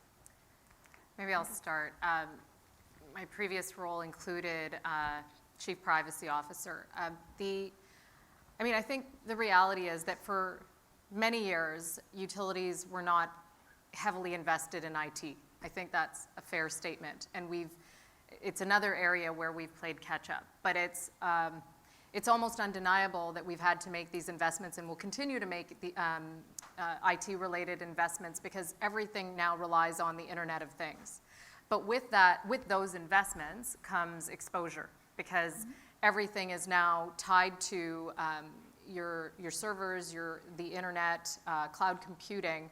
And so certainly for Elexicon, we have been heavily investing in cybersecurity and cyber resiliency, training our teams. I'm sure this is the same across most utilities. I think from a customer standpoint, I think what's key is where Mike had started at the very beginning, is that we have the trust of our customers now. And so we're not trying to earn their trust, but obviously having that trust already with you, it's an instant and that trust is gone. So, and we know that with investments in technology, we're also becoming data companies. Like, data is key, data is king, or queen, moving forward. And that also leads to privacy-related exposures. So we're investing heavily in cybersecurity. What I can tell you is that we're behind, because we will always be behind. Nefarious actors will always be further ahead of us, because it's what they do. But continuing to invest in cybersecurity will be, it's one of our top risks. It paralyzes me with fear. Having taken this role, I was worried about safety in a way that I never thought I'd be concerned about safety, even though for more than a dozen years I've worried about the safety of our employees from an executive perspective. But safety is paramount, and now so is cybersecurity, and not having a ransomware attack, which loops back to safety. Because, why do nefarious actors attack healthcare systems or hospitals? Because of the immediacy of the impact to people. And the same is true of an attack on, God forbid, an attack on a distribution system, because you could actually do immediate harm to people. So heavily investing in both of these items for sure, but recognizing that we will constantly have to evolve what we're doing, because it will forever be a game of catch-up. The only other thing I might add on that is that as we are modernizing our distribution grids, most of us are putting, you know, a smart meter at every customer endpoint, and we're putting SCADA devices out on our distribution systems, and so we will end up with, I don't know, if you have 1 million customers, you have 1 million new entry points into your system by a nefarious actor. So that, you know, that's something that's a little bit sobering and new for us, that, you know, we could, you know, while we're doing all these very needed and important things, we need to do it in a way that we are not, you know, exposing ourselves to more risk. And so, like Indy, I think all utilities are hypersensitive to cybersecurity risks as we move forward, and need to continue to be. Yeah, I would agree 100%. I think the other thing we, as utilities, are doing is getting prepared and developing playbooks and working together, which as an industry is maybe a lot different than other industries, let's say like the oil and gas sector. But as electric utilities, because of the interconnectedness of our grids, having joint exercises, working on mock issues together, taking real issues that have happened and translating them into a game day, and having our people actually execute against what actually happened to try to prevent it a second time. That's important, and we're working on that all the time. We continue to build defense in depth and continue to invest in cyber defensive strategies that and platforms that will help us. And this will never be over because there is, I use the word army again, there's armies of people out there that are trying to break down the wall and get into our IT systems and into our operational technology side as well. But I think we've been very, very strong over the past number of years. We'll continue to work hard to make sure we don't have a vulnerability somewhere in our grid. But this is something that continual investment, increased dollars each and every year. It's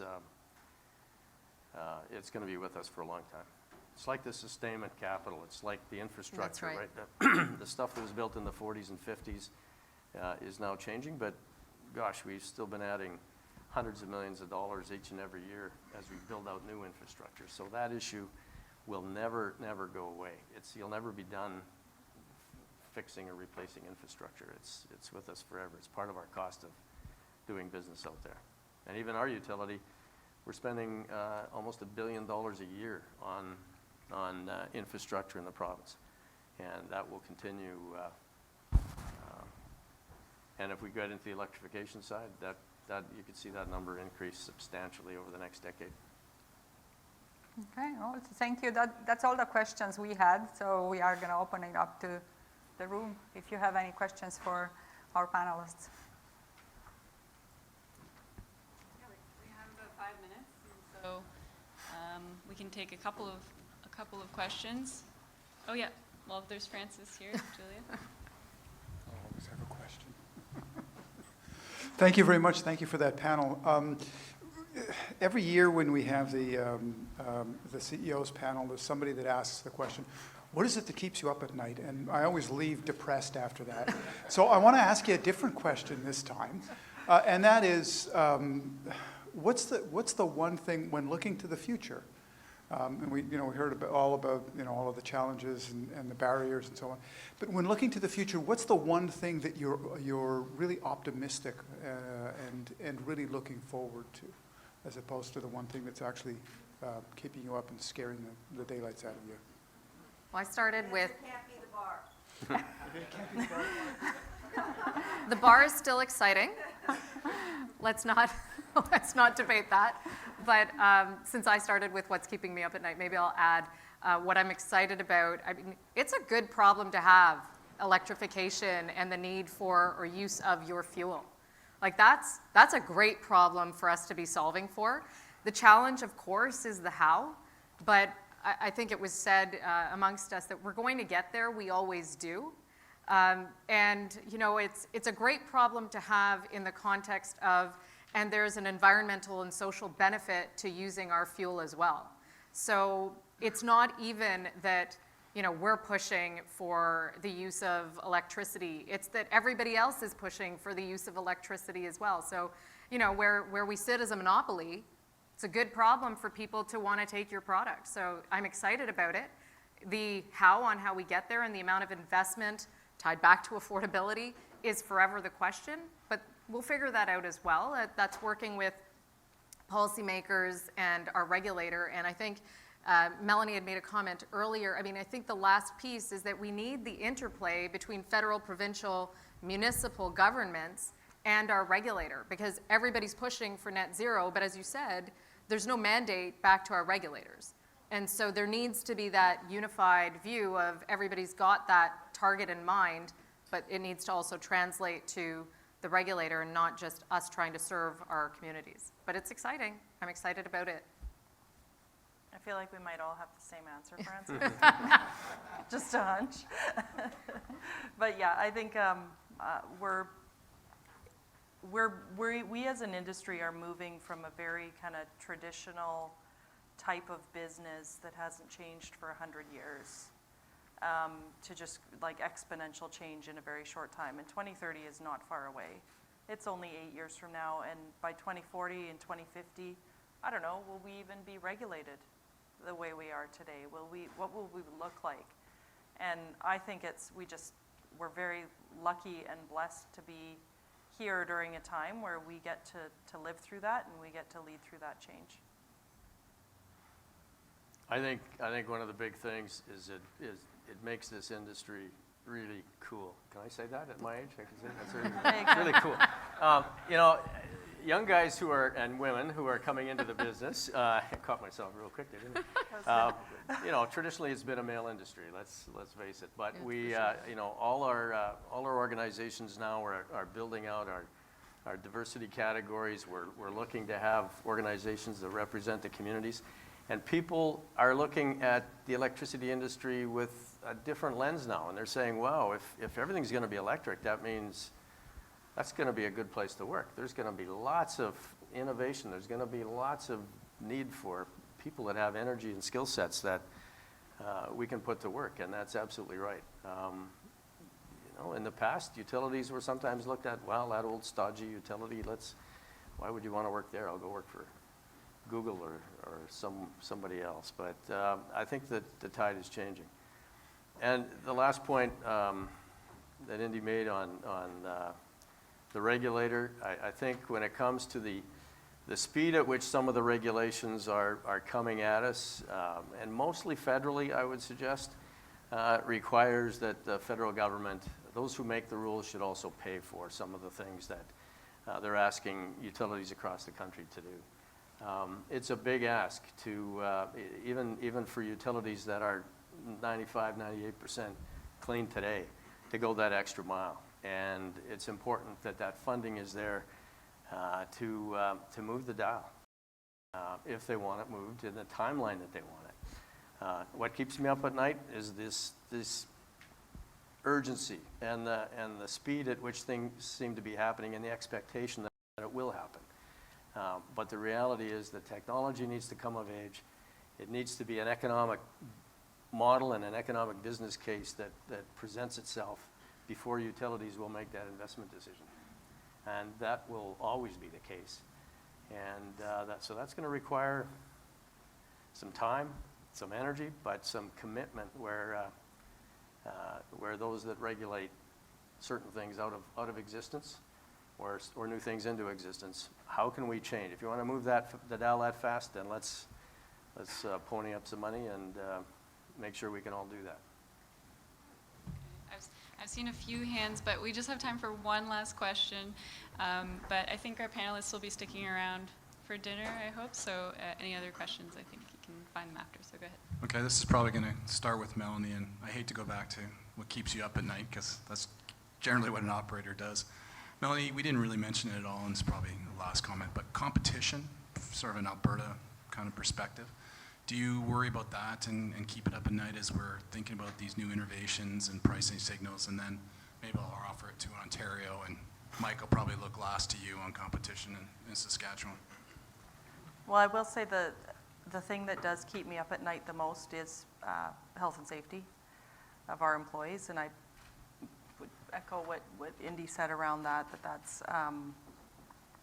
it's something, when somebody gets injured in your company and it's serious and it could have, it had serious injury, serious fatality potential, it's a punch in the gut, and you just, it's truly what keeps me up at night. But competition, that's a big one. That's an interesting one for us as utilities, because we, for over 100 years got very comfortable without competition. You only have one wire going to your house, and you're going to use it, and you pay your bill, and you're generally pretty happy about that as long as the lights are on most of the time.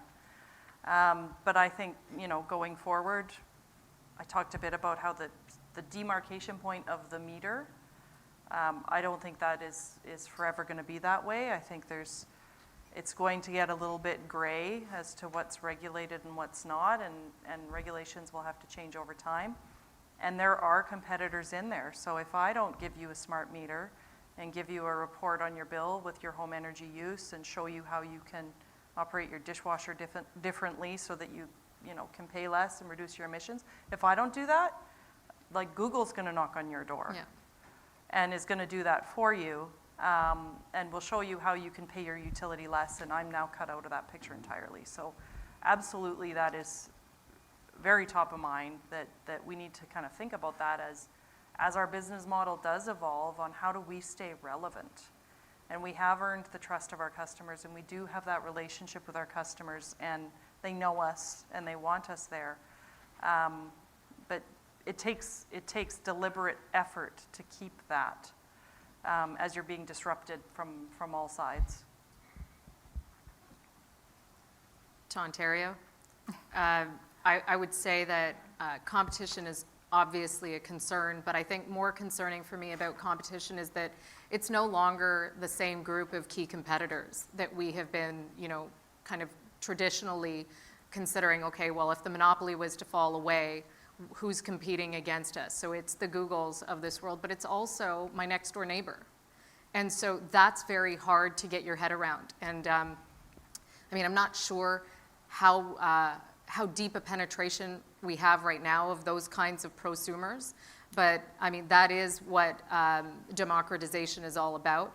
And then it becomes both a twofold question, one of managing against that competition, staying relevant, but it's also then how do I continue to deliver the best customer experience to my customer? Because over the last 20 years, let's say, we went from far more static as a utility to kind of coming of age into the 2000s and 2010s into 2020 and beyond, where customer experience is now central to the products and services that we do deliver and are going to deliver in the future, certainly in order to continue to stay relevant, provide ancillary services, et cetera. So it's a combination between competition with my customer, competition with non-traditional actors, and then delivering an exemplary customer experience all the while. Yeah, I would agree with everything that's been said, and I think competition has been around us for quite some time. Even as a Crown utility, we view anything and anybody that is taking revenue away from us as a threat to our business. And when you have large industrial customers now that have the deep pockets and the access to capital, who can go out and build behind the fence and can generate themselves, we lose revenue. That's and once you lose a customer to a self-generation program, it's going to be a long time before you get them back. So again, that's why we have to be mindful about affordability. If our rates go too high, it just creates more of a push for them to want to look at self-generation. So, and the small customer, your next door neighbor, putting solar on the roof. It's the same issue, just smaller. But as utilities, we can't block people from accessing the grid. Again, to be democratic about it, we have to provide a level playing field, and it's up to us to provide appropriate price signals, and then people can make their choice. And that's what it's all about. Okay. Well, thanks to our CEO panelists for sharing your experiences. That was fantastic. And thanks again to Adriana and MNP for your support of Powering Partnerships this year.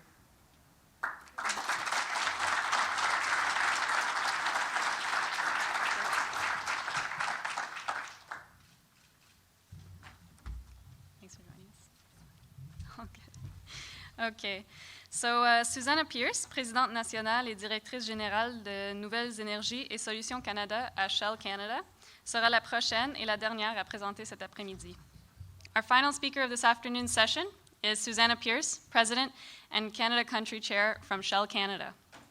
Susanna has held senior positions in the energy and technology sectors in Canada, the United States, and Europe, most recently as Director of Corporate Affairs for LNG Canada. She joined LNG Canada in 2013 as a Shell secondee and has been responsible for the project's federal and provincial regulatory approvals, Indigenous relations, government relations, media relations, and community communications. So under her leadership, the project achieved federal and provincial environmental approvals on schedule and also received unprecedented support from First Nations, communities, and governments. Prior to joining LNG Canada, Susanna served as Vice President of Value Chain Integration for Shell Canada. So please join me in welcoming her to the stage.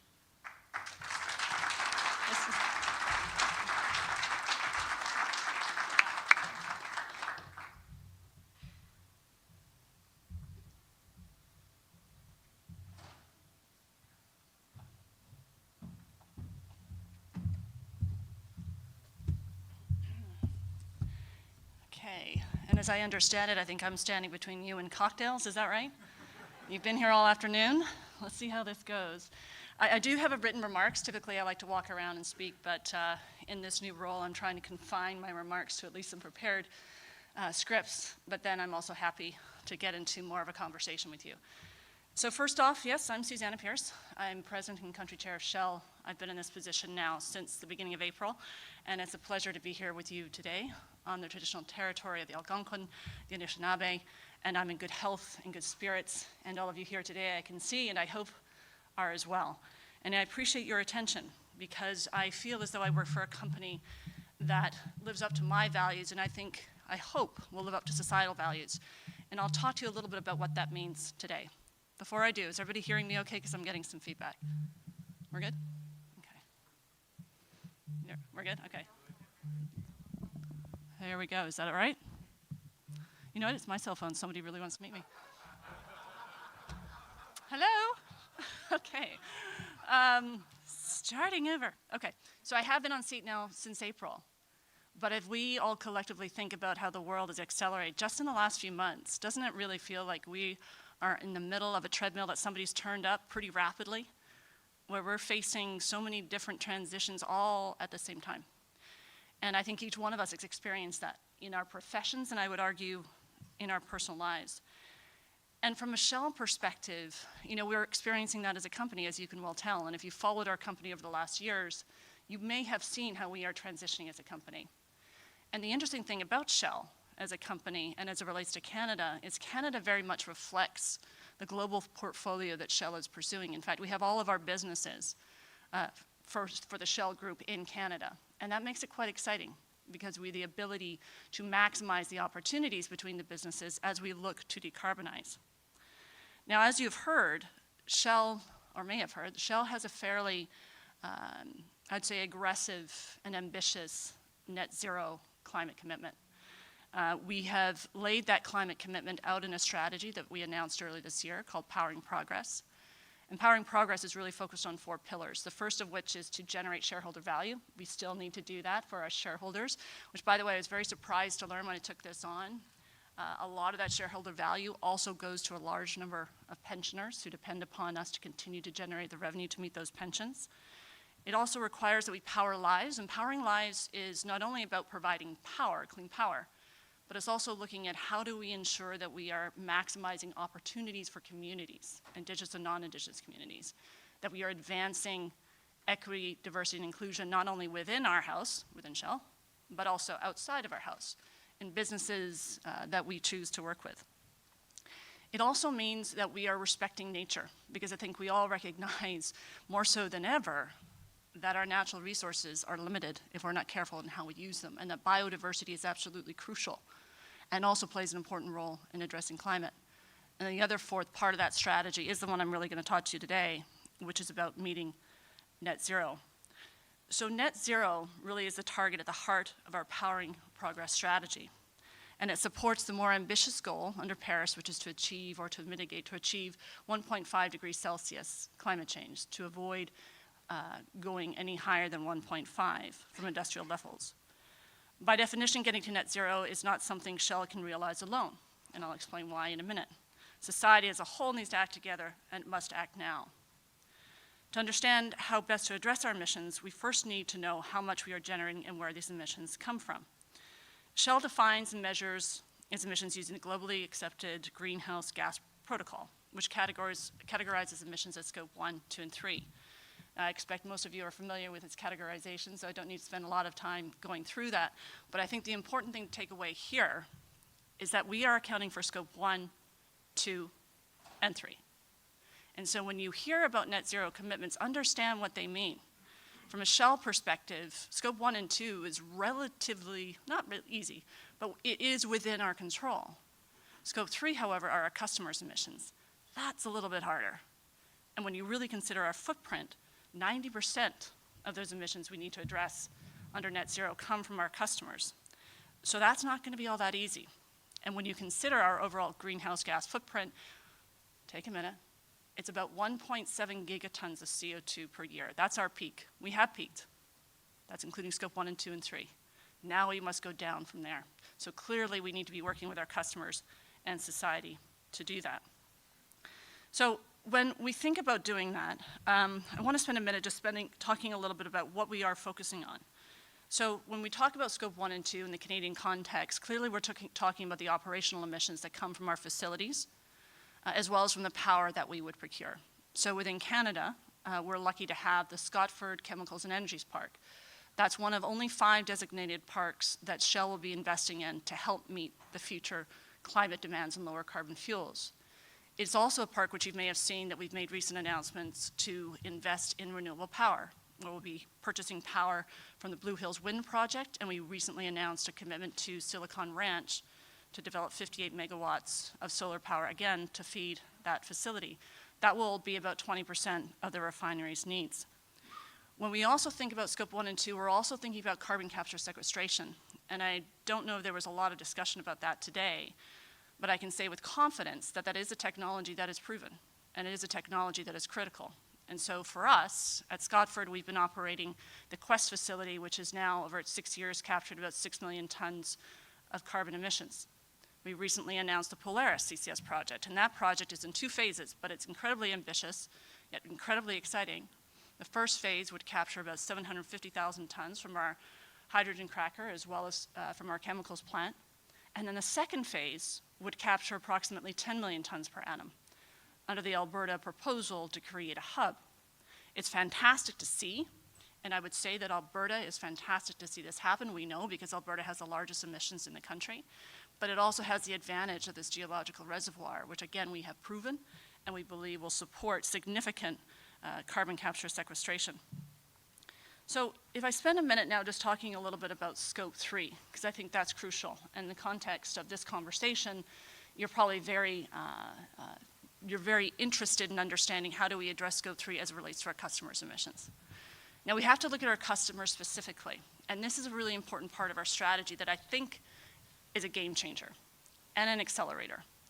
And what I mean by that is over the last years, we have been able to produce lower carbon fuels. We could have installed EV charging. The difference is customers were not looking for it. So we have, within our strategy, really focused on working from the customer back, sitting down with our largest customers, and there's many, and saying, what would it take for you to get to net zero? Because the interesting thing is these customers, many of them, want to get to net zero. Or if they're retail customers, they want to understand how they can decarbonize their footprint. It is a game changer, and we haven't really seen that happen until recently. So that will help accelerate us, or accelerate the ambition and the opportunity to align on how do we get there. But working across sectors is absolutely crucial, and why is that? Because each sector is going to be different. You talked a little bit about electrification. Well, electrification will suit certain sectors. Lower carbon fuels, first and second generation biofuels, which we will produce at Scotford, will suit certain sectors. Sustainable aviation fuel will suit the airlines, but the airlines need to have the planes that can take 100% of it. Hydrogen, we talked a little bit about that, or I heard some conversation about that this morning. We're very bullish on hydrogen, blue and green. We're a bit agnostic, because in the Canadian context, guess what? Blue makes more sense in some places, like Alberta. Green makes more sense in other places, like in Ontario and British Columbia. From a power perspective, however, the important thing here is to really pay attention to the power price as an input, because it is a key input into the implementation of hydrogen projects, as is, again, the relationship with customers. So as we look at hydrogen in this country, what you will see happening, and I hope we'll see happening, is a great combination and coordination between customers, policymakers and regulators, and producers such as ourselves, and ultimately, as it relates to green hydrogen utilities. But that must happen, because in the absence of that, we are not going to be able to address a lot of those gaps and the constraints that then can help us accelerate these projects while ensuring that we're keeping the cost of these projects and its impact to consumers as low as possible. And again, I know that there was a lot of discussion about the end user and the consumer, and I think we all have seen and witnessed and even experienced the impact of supply and demand. And so for each one of us involved in this industry, we need to put customers and consumers, which by the way happen to be you and me, at the core of that. And that is, again, where government and policy comes into play, where they can work with businesses like us and utilities like you, and on a sectoral basis, again, identify where those constraints are, what the green premiums may be, and how we might address those. Because again, I think as we all recognize, if consumers and customers are impacted significantly with price, it will slow down our ability to decarbonize. And this ultimately, the ability to provide affordable and reliable energy while decarbonizing in an accelerated fashion, which we need to do, is truly the most incredible challenge that I think we all face. And that is where we need to spend our attention. Now again, taking a step back, as I think about what else do we need to be thinking about, I'd like to just spend a second talking about the role of Canada in meeting global climate commitments. Because I firmly believe that as Canadians, we do need to do our part to meet the climate commitments in front of us. And why do we need to do that? Because it's very difficult then, if we haven't done as much as we can, to stand up and say, well, you got to do yours. I think we all acknowledge that. If we as Canadians are not doing our part to meet our climate commitments, we can't go proselytize to other countries that are large emitters and say, you must meet your climate commitments. So how do we do that? What we need to do here is we do need to progress climate commitments as much as we possibly can, but then we also need to look at how can we enable other countries to decarbonize by exports, exporting lower carbon products, as well as exporting clean tech, and where we can, leveraging the Paris Agreement under Article 6. Now, for those that are not familiar with Article 6 essentially enables carbon trading between countries. So it's more efficient to invest in a decarbonization opportunity in another country. You might have the ability to get that carbon credit back. It's basically being able to exchange one NDC for the other. It's a crucial part of what I think we need to do, not only to incentivize foreign investment, but also to enable us to help meet global climate change commitments. So again, when I think about the role of Shell, and I think about it in the context of Canada, Canada really has many opportunities to help Shell meet its net zero commitments, but then also Shell to help Canada meet its net zero commitments. It starts from the customer back. It includes a sectoral approach, recognizing that each sector will require different types of energy. It requires coordination across government, stakeholders, including communities and Indigenous communities who do need to be at the table, who do need to have a share and a say. And it requires that we put and take down the barriers that we previously have always had.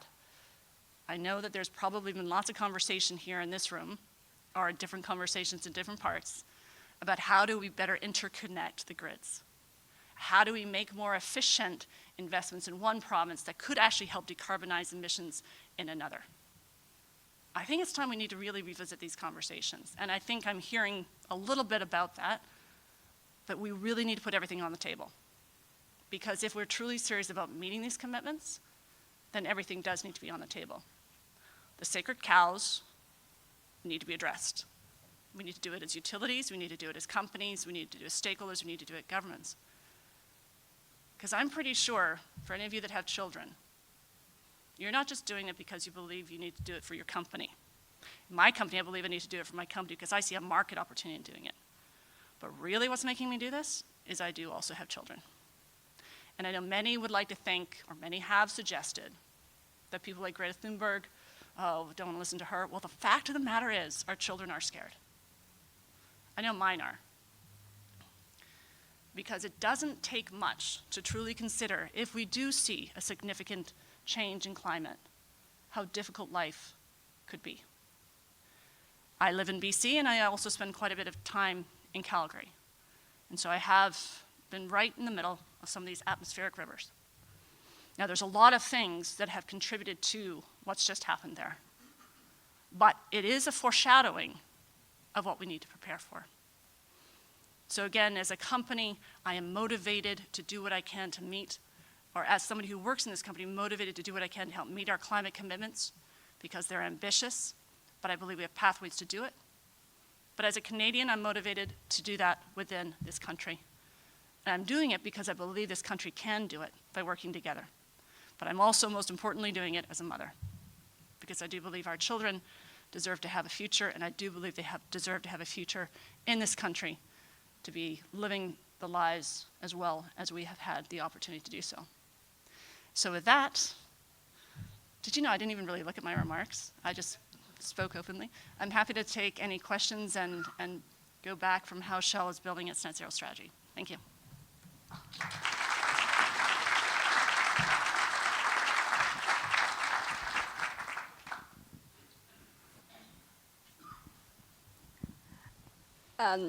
Hi, Susan. I actually a little bit hesitant that whether this is the right question to ask here. I want to use a metaphor.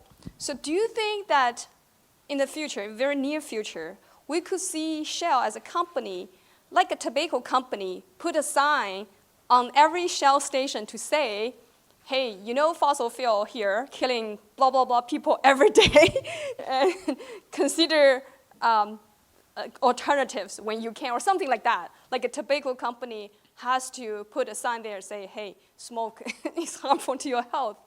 Because I see that, yeah, you've done a lot to help the net zero transition, but at one hard fact is that you're still one of the oil and gas industry is still one of the most powerful industry in the world and most profitable industry in the world.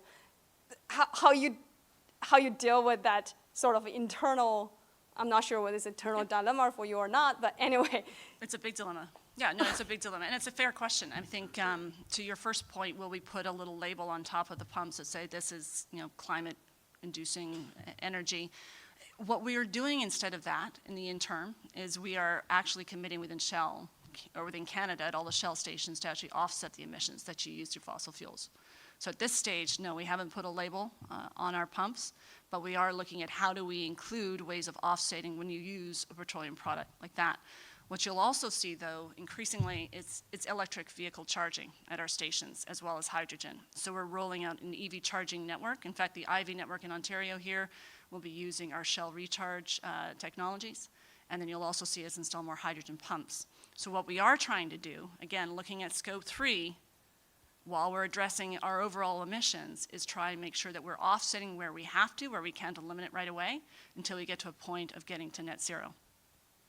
Thank you. And just to your point, I think that the point you raise is really crucial because for a big company like ours, and like this country, and this is where the parallels are so interesting, we know how much revenue we get from the incumbent energy system because we know how prevalent it is. But we also know if we shut that down, and if we shut the industry down in Canada, well, then we've lost a lot of income that in turn can help fuel decarbonization. So there is a tightrope to walk. And I can't remember, it was a Total CEO who said, I need to be black to be green. I wouldn't use that expression, but I'm using it as an example to say that we need to enable a transition that leverages the revenues that we can generate today to invest in those new businesses while they scale up. Because this is the other thing, which I think companies like ours are very challenged with. The businesses that we need in the energy transition are not yet at scale. And why are they not yet at scale? Because customer demand is not yet at scale. But it is accelerating, and this is where the optimism comes in.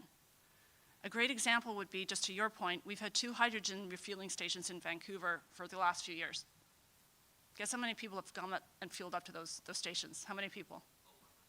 About 11, you're about right. Or something like that.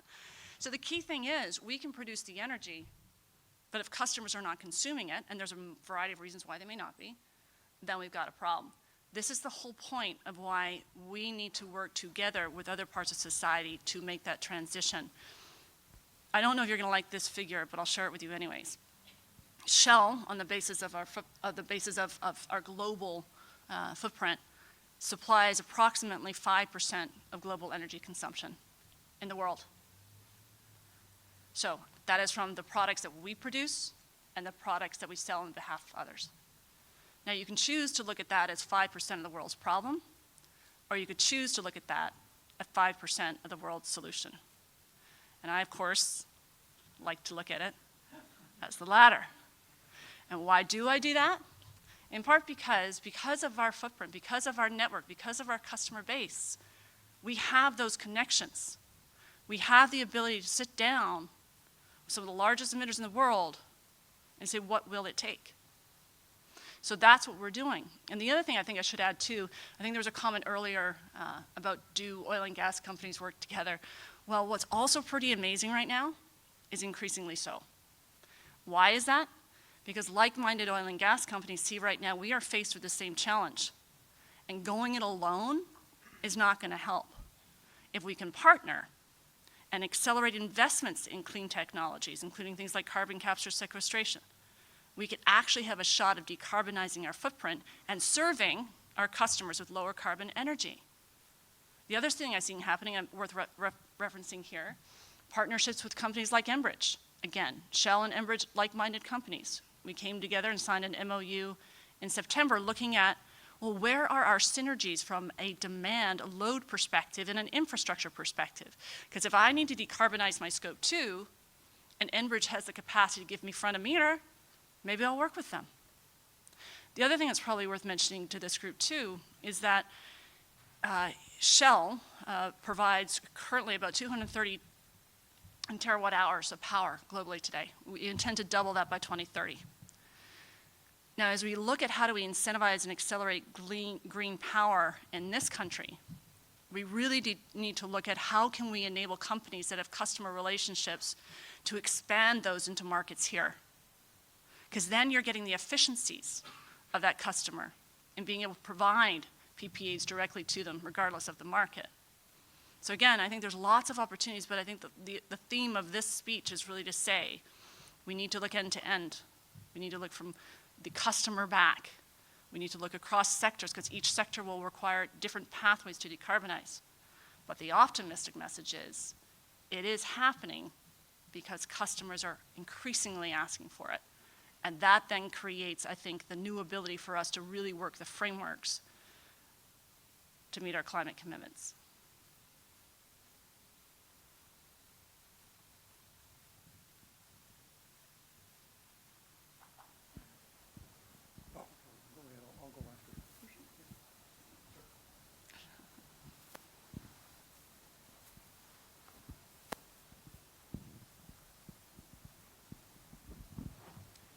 So you mentioned Article 6 of the Paris Accord earlier, and I'm just curious, because I have no idea how to figure this out. I know that in terms of carbonization, like a lot of the fuel Shell creates, like extracts in Canada, isn't used locally, just economics and doesn't make sense to build a refinery here. But how does that work across regulatory structures? Because I know there's some countries that, quite frankly, don't care, or they're too poor to care. How does Shell account for that? Can you just clarify a bit for me? Shell account for? Well, in terms of like net zero neutrality, how does it account for like different regulatory schemes or, just some countries not giving a damn? Well, I guess we have the ability to account, well, some countries don't give a damn. So I guess the question is, does Shell give a damn if a country doesn't give a damn? Well, I think Shell does, in part because we have this net zero commitment, which is pretty clear, net zero by 2050. And it also means that, and in fact, you might have heard that recently we announced we will halve our absolute emissions from Scope 1 and 2 under our operational control by 2030. So regardless of what country we're in, we still have these net zero commitments, which are, borderless. As it relates, though, I think to a question you were trying to get at as well on Article 6, the whole point of Article 6 is you need willing countries willing to get into an exchange conversation. This is where trade becomes very, very important. The LNG Canada project, which is a project I came from, which some of you may be familiar with, but I also think allows us to learn a few things from it, produces liquefied natural gas at the lowest carbon intensity of any large LNG facility operating in the world today. Now, if you were to take that natural gas, that liquefied natural gas, and then export it to China, and then China would then take that LNG and back out coal-fired power plants, and you saw a reduction in emissions, the question would be, could Canada then capture that reduction, presuming that it's much more significant than any emissions increase over here? That is what Article 6 essentially can help address. But indeed, it requires two countries willing to do it and a willingness for them to trade across their NDCs. It's typically easier where a country is much more advanced and close to meeting it in their willingness to trade with others that are not. But I think we'll see how it plays out, because in a world today, we need these kinds of markets to really drive investments in decarbonization where they make the most sense. But then I also believe that if a country is investing in another country to help that country decarbonize because it makes more sense there, whether it's CCS or nature-based systems, then could there be an exchange? I think there should be, and that's where Article 6 comes in. And what role do you see Shell playing in this? I think we can help identify these projects. I think there's a very important role to play. I think we play a role in also helping to say, well, what are the actual emissions reductions that might come from a technology, or that might come from, a distribution of LNG and things like that. So from a commercial perspective, the private player perspective, I think we can help governments define what those protocols are.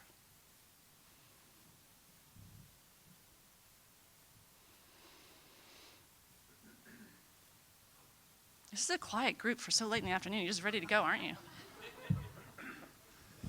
Thank you for a terrific overview.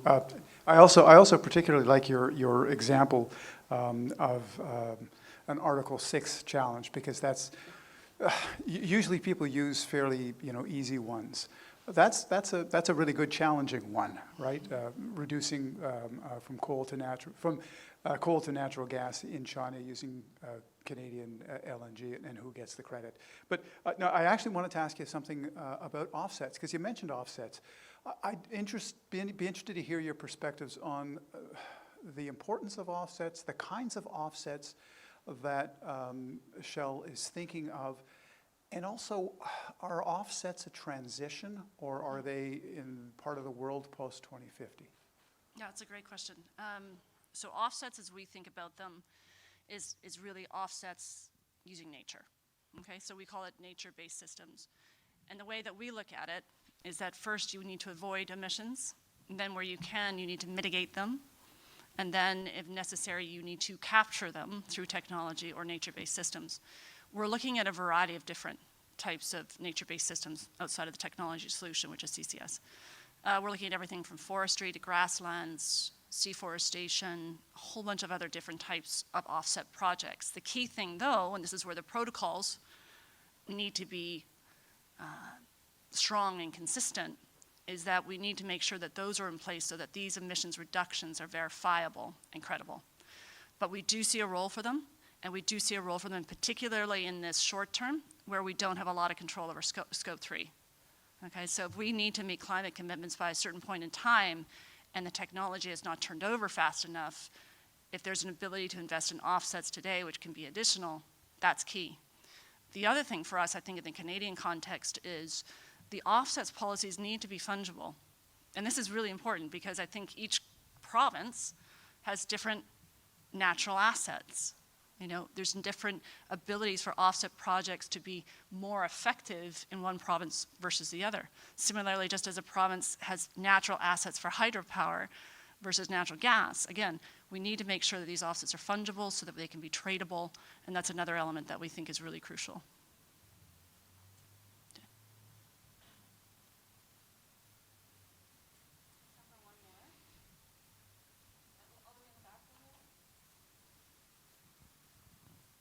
it's a doctor, I'm in trouble now, right?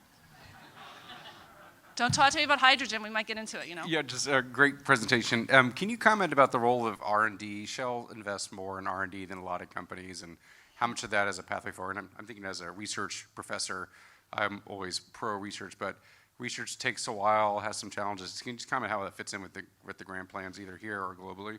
Oh, it's fundamental, and I think you're seeing even more so. It's the R&D, but it's also how we then move the R&D through the development cycle and technology development cycle. We announced just a couple of days ago that Shell Ventures will be investing $1.4 billion in each part of the ecosystem, the development cycle, for technology and in part in R&D. We're also partnering with a number of universities, and we recently announced a new investment in British Columbia in the Clean Innovation, Clean Energy Center, which is essentially $35 million we'll put into the first 5 years, which is also matched by the federal and provincial governments. And if anybody else wants to contribute, you're more than welcome to. But the whole point of this is also to act as an incubator, also to invite different types of ideas to advance and commercialize and scale up technologies. We also just announced just yesterday, and this is outside of our own R&D, but it's contributing to it, that we're going to be a part of Breakthrough Energy Catalyst. Okay? And that, again, is where you see companies coming together with significant investment to accelerate the development of new technologies to address climate and scale them to a point of public acceptance. Does that help address your question? Okay, cool. I got 2 thumbs up from, so that must be good, right? I always get scared by doctors. All right, well, I enjoy being able to spend just a little bit of time with you. It's great to be a part of this conversation. I guess, again, in closing, what I would say, and I know that all of us like to think it can't happen, I think we have to go into this believing it can. Because if we don't, we won't try. And the key thing is, no matter your politics, no matter where you're from, at the end of the day, we're all people. And I think we all care for each other. I think we all want a better future for our kids. So it's time for us to remove those old things that have held us back, to take another look at some of those old problems, because we don't have a lot of time to make a real impact. So I hope each of you will leave here today and think about what you can do. Thank you.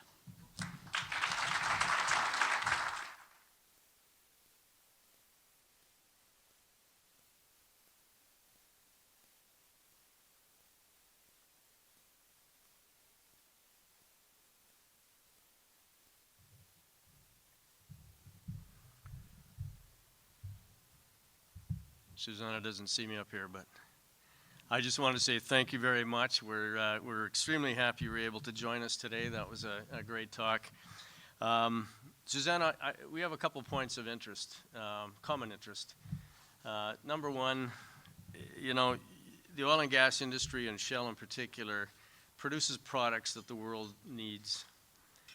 All of us in the electricity sector also produces a product that the world needs, and we aren't going away. And it's up to us to find a solution to this problem. And we will. It's going to take time. It's going to take innovation. It's going to take a lot of bright minds working on this. Second point of interest, you talked about family, and you talked about your daughter. I have 2 granddaughters. One is 10 and the other is 13. And about 2 years ago, the 10-year-old, who was then 8, had come home from school, and you know, they learn lots of things in school, and this little 8-year-old looked at me and she said, "Papa, why are you still burning coal in coal plants?" I said, "Well, you know, do you know that power that we make keeps those lights on and allows your iPad to get plugged in, and you can watch TV and do all the things that you need to do?" "Yeah, but why are you burning coal? It's so dirty." So I had to think about that for a bit, and you know, talk about what we're doing in the future to clean it up and what we're going to be doing. I also went out and bought her a little book called The Carbon Atom. Helped explain it in kids' terms. It's a really good little book. But you know, just to your point, it's all about that next generation, and the generation after that, and the generation after that. We want to have a safe planet, we want to have a clean planet, and we want to have a good place for our families to grow up. So with that, thank you again. Great speech, and we hope you can stay for a little while. If not, thank you very much on behalf of the Canadian Electricity Association. Thank you.